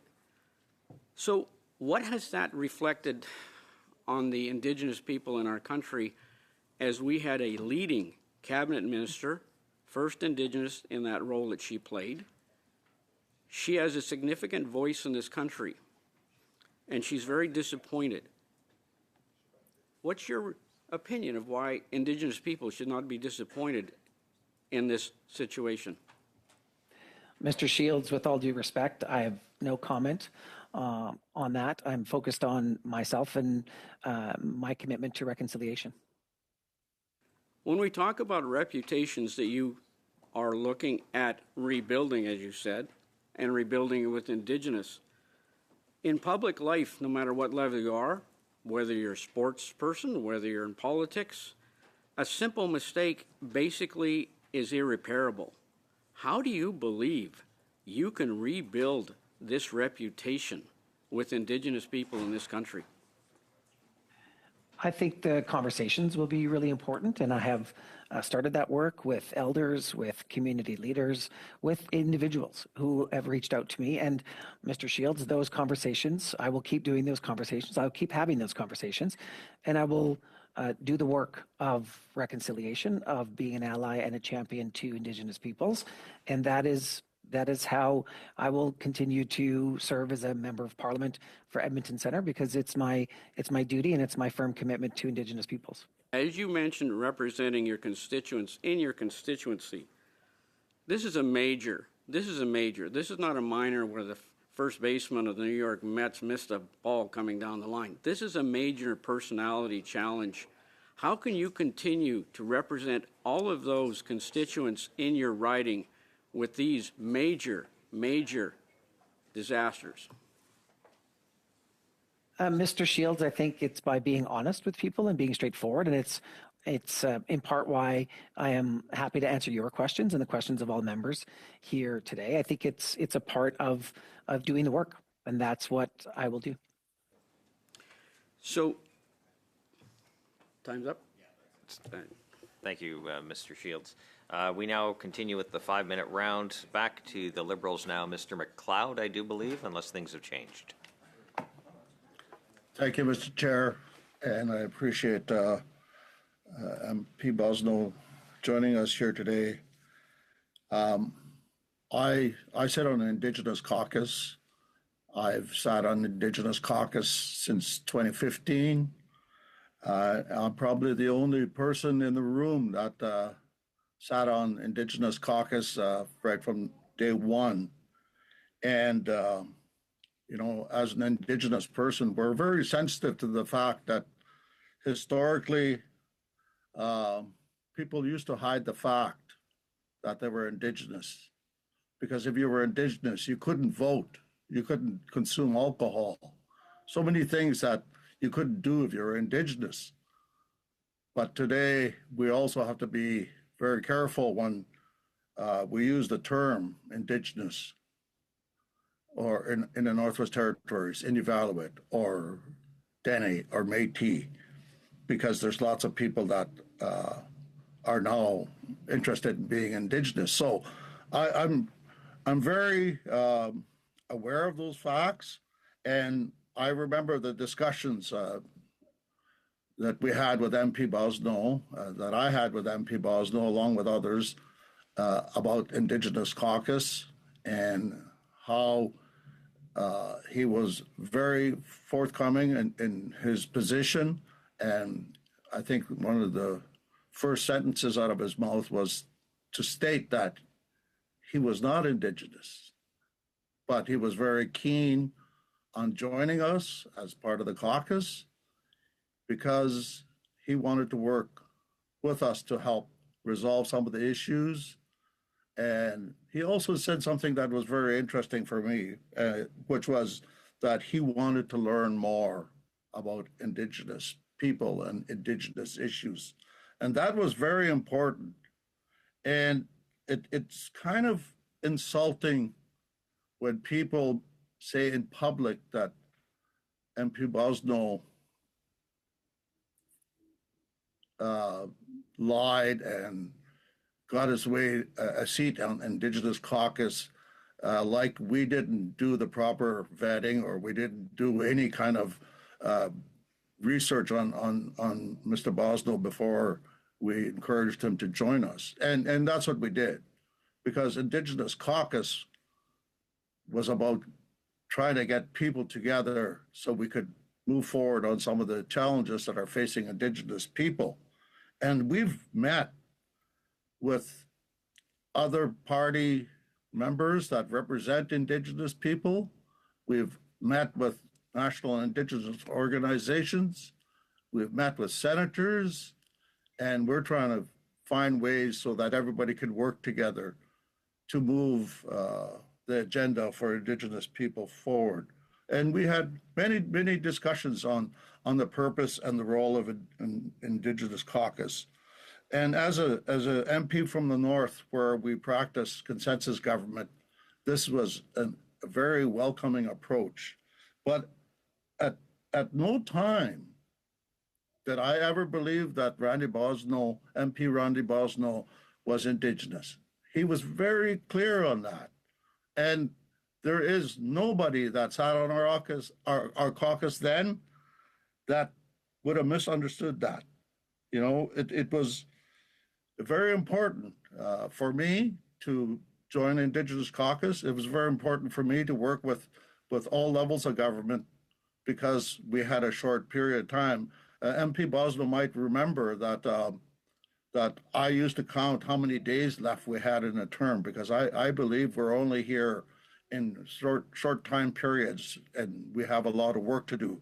So my first question is to Mr. Bosno, if he could just talk a little bit about why it was important for him to sit in with us at Indigenous caucus, and why it's important that MPs work together, that all the MPs that represent Indigenous people work together to move the agenda for Indigenous people so they have a better quality of life.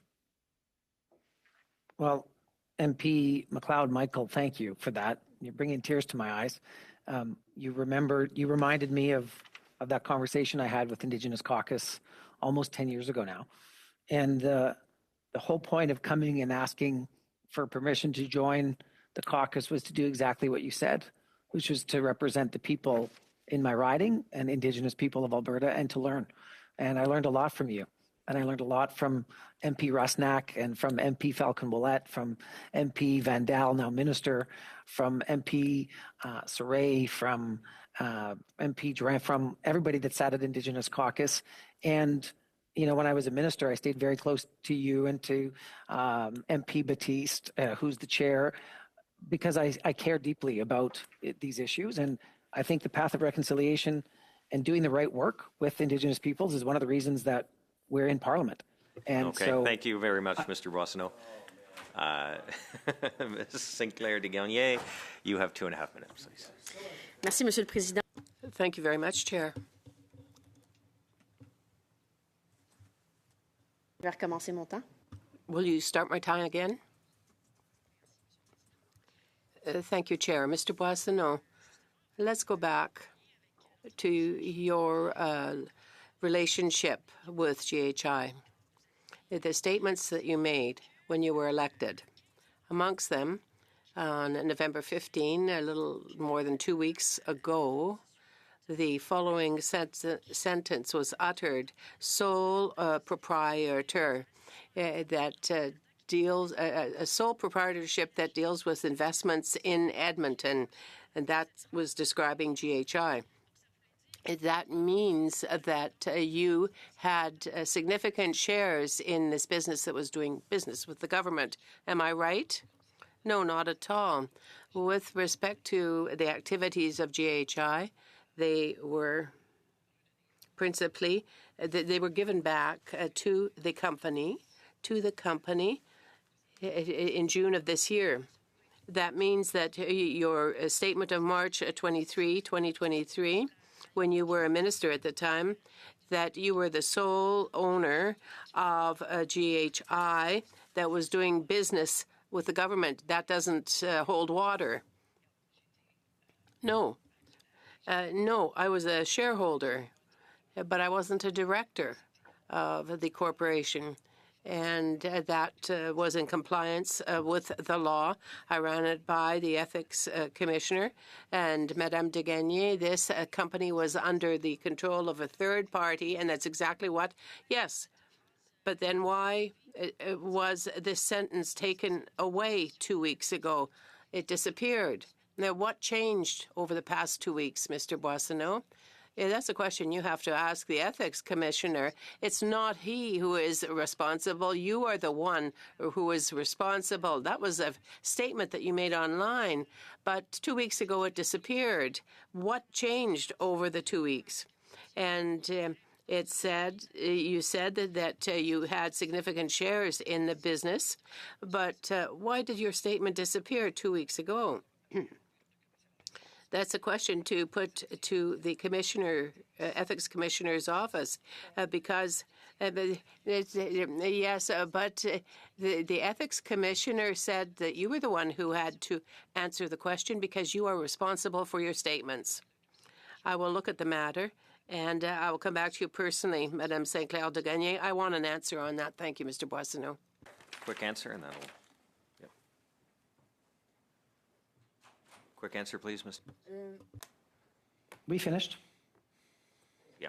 Okay. And now to the NDP for 2.5 minutes. Ms. Idlet. Thank you. First, to clarify, I want him to answer. I want him to answer not just to elderly. I want him to answer to all of us because we all need to hear. My question is to Boissonneau is,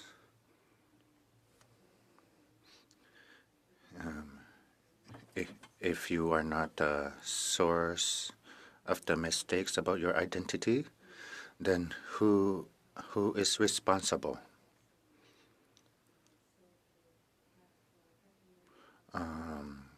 Is your party so loosely organized that advertisements can be published without you ever seeing them first? In my office, my staff show me all advertising proofs for approval before publishing. my question is, does a minister not have the same standard? Thank you. Thank you, Ms. Sidlout. And at the time, I was not a minister. I was an MP, and this wasn't prepared by my office, and I made an effort to correct the issue in 2019. And as it pertains to the 2016 Instagram post, I didn't see it. I wasn't aware of it. And it's an important thing for the party to be mindful of and to correct. And to your point, I think it is a learning for all of us out of this experience that I've gone through to be very vigilant about how each of our respective parties refers to us in the lists on which we are associated.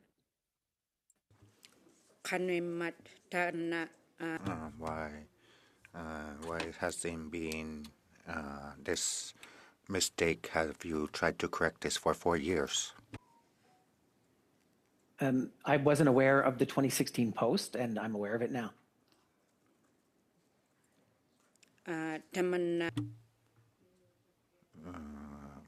Your answers are not really clear. So when I first asked you how important is for you to have consent, and you said it was important for you. It's unfortunate that you are giving us a contradicting answers. So I want to make sure. You need to clearly define. Tell us who you are, and when you responded that you wanted to ask me how you can amend this, make amends, and this is not right, because we as Indigenous people are distinct people. Inuit are different than First Nations, and Métis. So you need to ask your family how you will make these amends to the people you have hurt. Thank you. Unfortunately, we are out of time. Mr. Bossino, maybe we'll have a chance to answer that question shortly. Next round is for 5 minutes. We go to Mr. Indigenous. Thank you, Chair. Mr. Boissonneau, you granted a personal loan and you wouldn't answer Mr. Barrett's questions about who it was to. I do understand the sensitivities around this, but the committee does have a hard time believing you and obviously has many questions about your business dealings. So I want to ask, would you be willing to provide that name in writing to the committee with the understanding that it would not be made public unless the committee saw it as being in the public interest to be made public? Would you be willing to provide the name on that basis? Mr. Indigenous, I will share this with the committee. It is to a loan for a friend for a property, and it's not appropriate to share that person's name with the committee or with Canadians. Okay, my request was that it would be provided on a private basis to the committee for the committee to consider, and it sounds like you're not willing to do that. So we'll move on to the next question. You continued to own GHI after you were elected. When did you step back from GHI operations? Once I was elected in September of 2021, I sent an email to my lawyer who contacted Mr. Anderson's lawyer to let them know that I was stepping away from the company. Okay. GHI claimed to be a wholly Indigenous-owned company in a bid made in June 2020. So you had not stepped aside at that point. You were involved in the operation of the company when it claimed to be fully Indigenous-owned. Were you aware of the bid made for masks from the federal government in June of 2020? No, Mr. Anderson was uniquely and totally responsible for federal contracts. It would have been inappropriate for me to work on any federal contracts. I confirmed that with the Ethics Commissioner, and it was the same approach that I used. Mr. Boissonneau, we're talking about a time. Let's underline the date, June of 2020. We're talking about a time when you were not elected. You have said, and this is obviously disputed, but you have said you stepped back from any involvement in the company after you were elected. But we're talking about a time when you were not elected, and therefore when the company was still claiming to be wholly Indigenous owned. So in June of 2020, were you aware of bids, a bid for masks, to provide masks to the federal government? Mr. Genuous, I've been very clear that I worked with the Ethics Commissioner, and I was very clear with Mr. Anderson that any federal contracts were entirely his responsibility. And you're saying that that included the time when you were not elected? Absolutely. There was a wall in our company so that I would not have anything to do with federal contracts. It would be inappropriate. I was still governed by lobbying provisions. I took my And code at of no conduct. point in that bid did he ever even ask you if you were Indigenous? Just answer the question. Mr. Genuous had the floor. Did he at any point ask you if you were Indigenous? How did he come to the conclusion that you were Indigenous? He did not, and none of our company was certified Indigenous, so he should not have done this at all. And I'm glad that the provisions, the safeguards, prevented the company from getting. So the contract. I guess we're to believe that Mr. Anderson sat down with the Liberal Party of Canada, and they both decided to falsely claim you were Indigenous without ever consulting you. Mr. Boissonnault, you've said that your Cree name means strong eagle man. Now, I've consulted with Indigenous leaders on this. I understand that being gifted a traditional name has a very specific cultural and ceremonial context. I wonder if you could share with the committee what that name is, when you were given it, who gave it to you, and what was the ceremony involved? Absolutely, that is a gift of the name and an eagle feather by Elder Ed LaValle of the Edmonton Two Spirit Society, and that was done in a medicine blanket ceremony the Friday before the election in 2021, and it was the Elder Ed LaValle presided at that ceremony. My mom attended that ceremony, and I really respect that gift. And the Cree name is Maskau Kihiyu, and it translates into strong eagle man. And the reason that the Two Spirits Society conferred this great honor on me is because they said I gave voice to the voiceless, and that the reason they chose strong eagle man was because I would be flying back and forth to Ottawa after the election, and it was my responsibility to take care of it. Okay, well, we'll be able to verify that, and I do thank you for providing that context. Finally, you said that you participated in the Liberal Indigenous Caucus as an ally. Were there ever any other non-Indigenous people who were counted as members of the Liberal Indigenous Caucus? Because all of the public representations of the Liberal Indigenous Caucus exclusively show members of Parliament who are or have claimed to be Indigenous. So why is it that there were no other people invited into the caucus on the same basis that you were? I'm not sure that other allies made the same representation that I did, but when we met as a caucus between 2015 and 2019. But can you just confirm then that that's a no, that you were the only one? No, Mr. Genuous, we frequently opened the meeting up to other allies. No, but you were a member, right? Point of order, Mr. Chair. Point of order. Okay, time has expired. Time has just expired. Do you still have a point of order? Well, yeah, with all due respect to Mr. Genuous, if he wants to join our Liberal caucus, he can join, and we'll explain to him how we work inside our caucus, but our caucus is none of his business. All right, thank you, Mr. Drew. That's not a point of order. Just on the point of order, there are public posts about this Liberal Indigenous Caucus which show its members. So it's convenient for it now to be a private caucus matter. Debate. Time is up. Mr. Batiste has the floor now for 5 minutes. Thank you, Mr. Chair, and I do thank the previous speaker, MP Michael McLeod, I think, out of this whole discussion that we've had around Indigenous identity and Liberal Indigenous Caucus. I think his 4 minutes was the most powerful in that preamble. And as the current chair of Indigenous Liberal Caucus, I would like to put on the record that Randy has never stated that he's Indigenous to me. He's always attended Indigenous Caucus as an ally. We welcome several allies. Actually, we're hoping to get more from this. And I think that having Indigenous allies has allowed us to get to the place that we are on reconciliation in Canada, because there's very few Indigenous members of Parliament. And, you know, as a First Nations member of Parliament, I've been reflecting on this, and I've had dozens of conversations with leaders who are here for the First Nations, Assembly of First Nations Special Chiefs Assembly that's been happening this week. And in those dozens of conversations, you know, that people aren't really talking about Indigenous procurement. They're not talking about Indigenous identity. These conversations that are urgently happening at the AFN are talking about things like Indigenous policing and the safety of their communities. Now, yesterday, Assembly of First Nations called for action. They called for a public inquiry on systemic racism in policing. And in my conversations with folks over the past few months and over the past few days, you know, chiefs have told me that they're deeply concerned. They're deeply scared of what's happening in our country and in the future when in terms of Indigenous policing. You know, I've talked to parents who've lost their daughter because of a wellness check.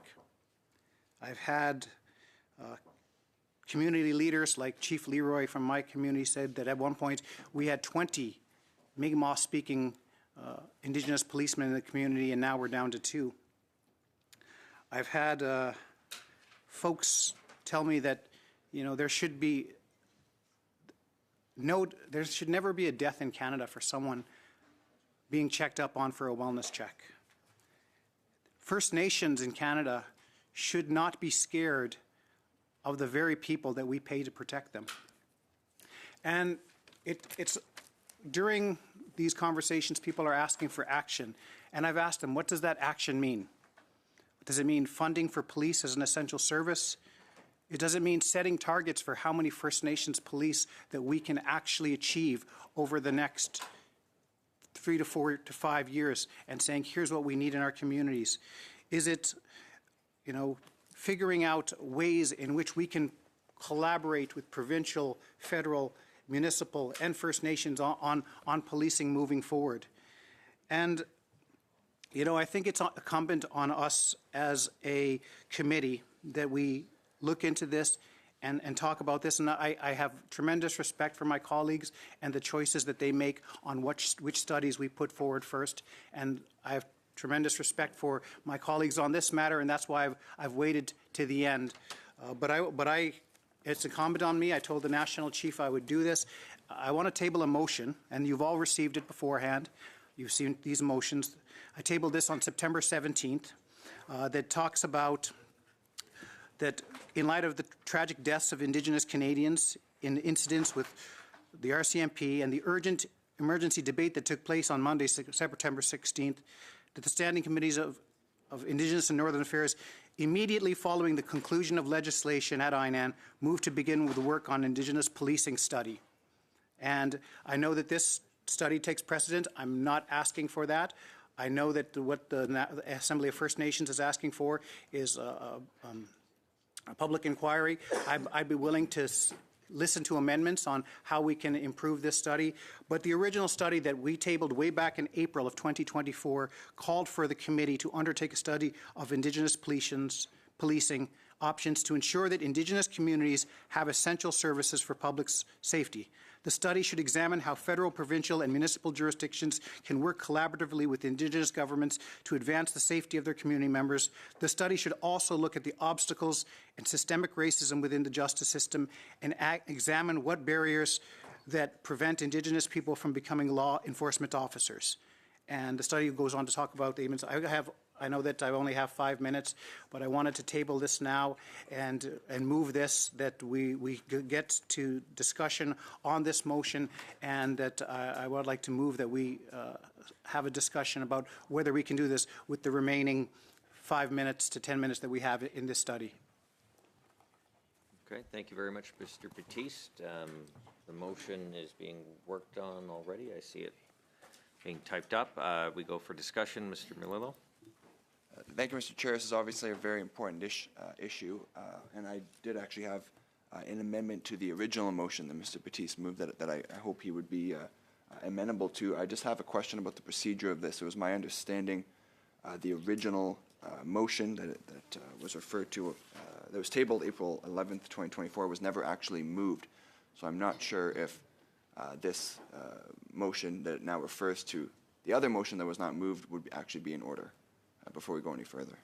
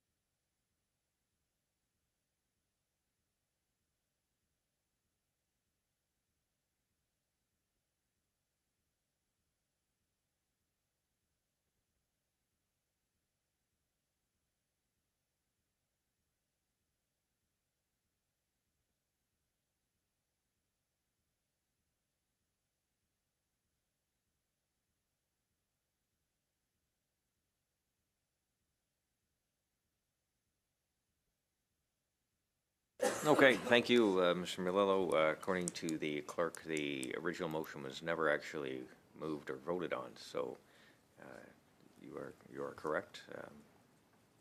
That the reference. So, Mr. Batiste, if you quickly want to respond. I'd like to move it now. Okay. He is moving the motion, so any discussion? Mr. Melillo, then Ms. Idlow. Thank you, Mr. Chair. As I mentioned, I would just like to move an amendment to that motion, and hopefully we can dispose of it and get back to the questioning. So it would just be additional text at the end. It would say that the committee also requests the Parliamentary Budget Officer prepare research and comparative analysis of policing provided through the First Nations and Inuit Policing Program and non-Indigenous police services, beginning at least as early as 2015-16 to 2023-24, and future years as data availability permits. Factors to compare are to include, but not be limited to, funding for facilities, equipment, personnel, compensation and employee benefits, culturally responsive and specialized services, training and oversight and accountability mechanisms, as this research and comparative analysis be submitted to the committee within 60 days. The rationale for this is to understand from a financial aspect what would be necessary to help fill the gaps in First Nation policing. Okay, we're going to circulate that in both official languages if it hasn't been already. Yeah. Ms. Idlow? Sub-amendment now? The amendment, sorry. Ms. Idlow? Thank you. I also want to put in an amendment, but the amendment I'm proposing is tied to the Liberals' proposal or request. I would like to see the Conservatives' amendment first, and I will mention these. Not just tell us about these, but also show us what's being done, because we all know what's being published or what has been proposed. I want to see them first, because without having them see, I can't really provide input. But I will want to provide input afterwards. Mr. Genuis is next. Yeah, Chair. I think this is a very important discussion. I'm not a regular member of the committee, but I'll just say that there's a House order that we hear from the witness that we have for 2 hours. That's a House order. Committees can't not withstand a House order. And there seems to be some confusion about that in terms of the setting of priorities here. Committees have to respect a House order. I understand that there are some members who want to review this. So my proposal would be that we proceed to hearing from the witnesses at this time, and there'll be time to do other things afterwards, but that we proceed to hearing from the witnesses. Do you agree that we should? Okay. Well, we've got a House order for 2 hours. Right. So maybe I'll just ask the chair. Do we have extra resources? We do have extra resources. We have extra resources. Okay. So we're going to finish the time allotted. Well, we're done with that round. We go on to the fourth round of questioning. At that point, we did have Conservatives, Liberals, and then Bloc and NDP for 2.5 Well, I'm not moving anything because I can't. I'm not subbed in, but I just wanted to get clarity about the process here. So I'll leave it to the regular members to decide. But we're gonna get a full 2 hours either way. So, correct. Thanks. Okay. Yes. So I waited till the absolute end, to the absolute last point of this, to ensure that happened. That was 11 minutes ago and 22 seconds ago when I started my question. So it's been 6 minutes extra that we've discussed this. I do believe that we should give time to the Bloc and the NDP to finish this round, but I made sure with absolute certainty that this would not take away from the discussion in the House order, but that we absolutely made sure that this thing that's being called upon by the National Chief, by the Assembly of First Nations, that was addressed. And so I think this is minimally impairing this at most 6 minutes to finish this round, and then we can get back to this discussion, and hopefully by that point we'll have the sub-amendments circulated.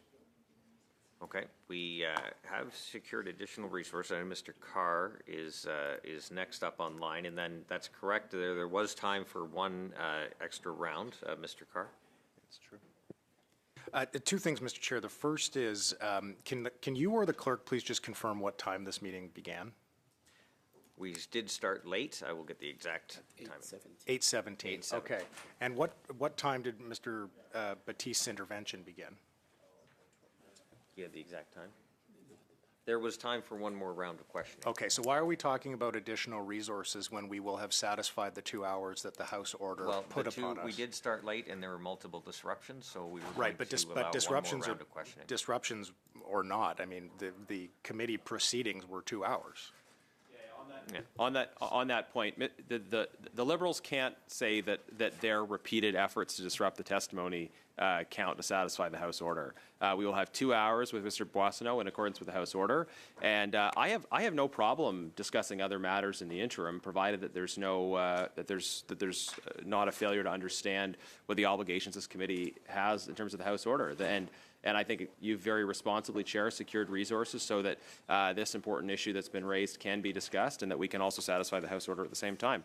But the Liberals trying to say that their repeated disruptions count in the time is obviously absurd. Mr. Chair, just on a point of order on that note, if a member opposite uses language like liar, which is in contravention of the rules, and as a result of their use of that language, takes time away from the committee, that is hardly the fault of members opposite of them. They used that language by choice. The time that has to be used to deal with that is not a penalty against any other member. It's the result of, it's a byproduct of the behavior that they chose to comport themselves with. So for clarity, Mr. Chair, I think that's important. Point taken, Mr. Melillo. Thank you, Mr. Chair. Obviously, this is a very important motion. We're waiting for a sub-amendment to address this more wholesomely, but we do have rounds of questioning to finish. I would like to respect everyone's time. I would move that we proceed back to questioning of the witness and come back to this discussion once that sub-amendment has been circulated. We need to vote. You got the motion? No, we have the amendment. Okay. The motion as moved by Mr. Melillo is to proceed to the next questioner, which would be Mr. Cooper. So we will have a vote to proceed to... Mr. Chair, point of order. Yep. Hang on. Okay, Mr. Drouin, and then we can... Yeah, but it's dilatory, but, yeah. But there was a motion that wasn't dealt with before you introduced a new motion. It's to adjourn debate. No, but the motion... No, it's not to adjourn debate. No. It's a different motion. No debate. No. Well, we don't need to vote. We just unanimous consent to remove both motions, and then you guys can proceed That's all. after, right? Yeah. We're good. Yeah. We don't need Is to there vote from on the this. Bloc and the NDP? Okay, all right. It'll be quicker. Yeah, we don't need a recorded vote then. Well, we agree. Do they agree? Oui. Microphone, please. And I don't know what I'm being asked of.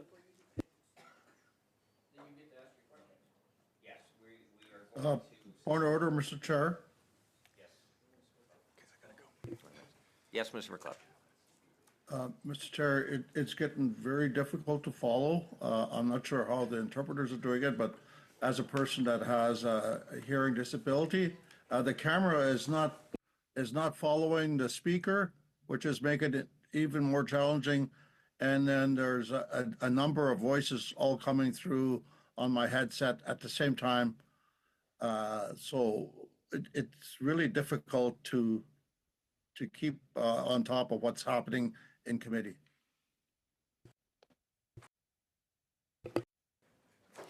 Yeah, that's fair. Thank you, Mr. McLeod. Yes.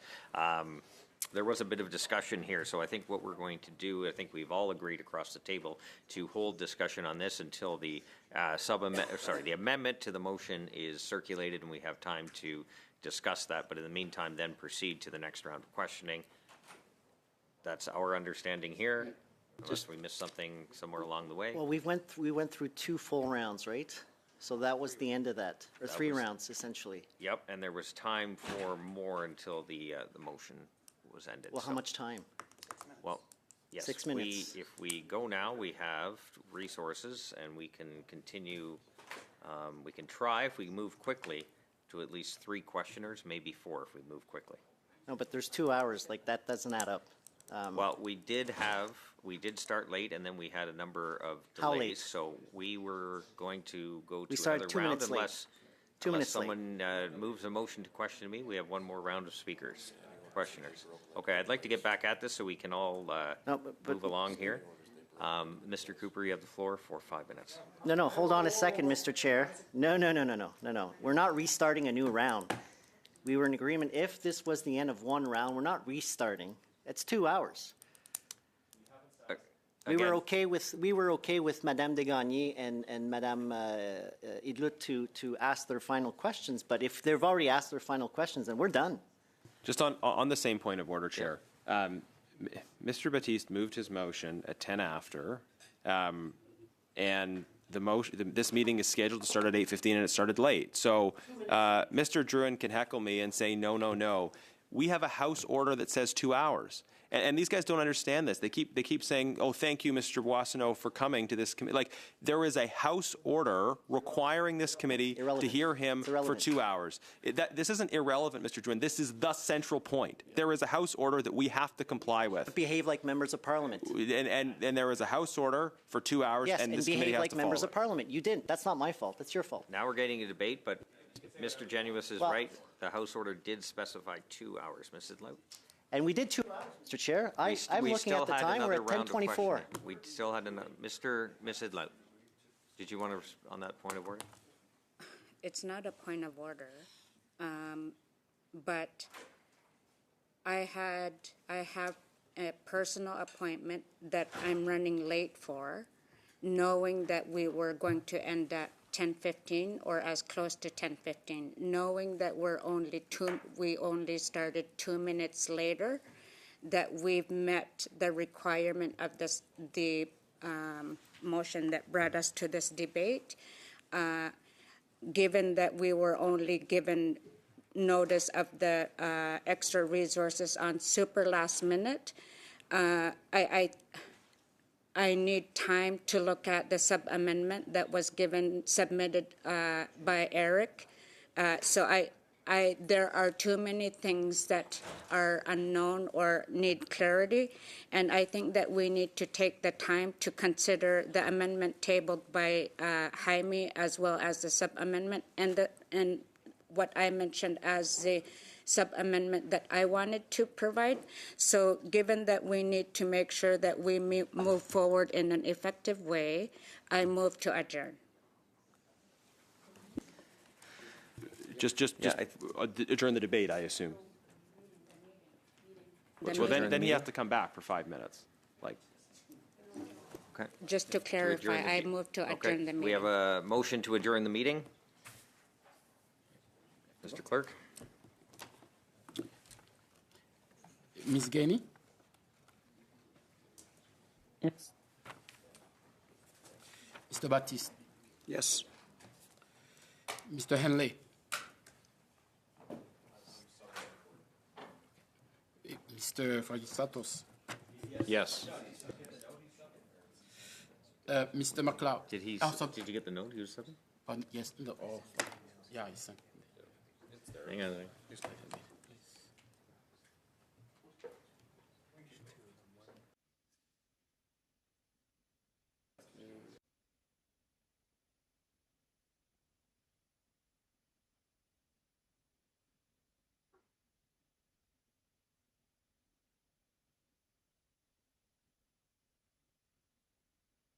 Yep. Mr. McLeod? Yes.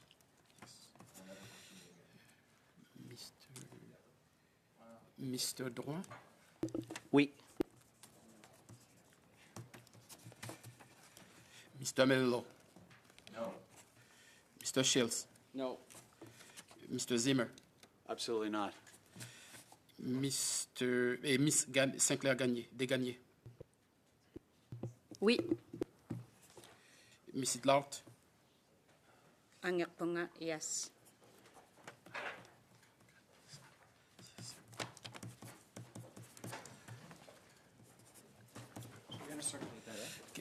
Yeas 7, nays 3.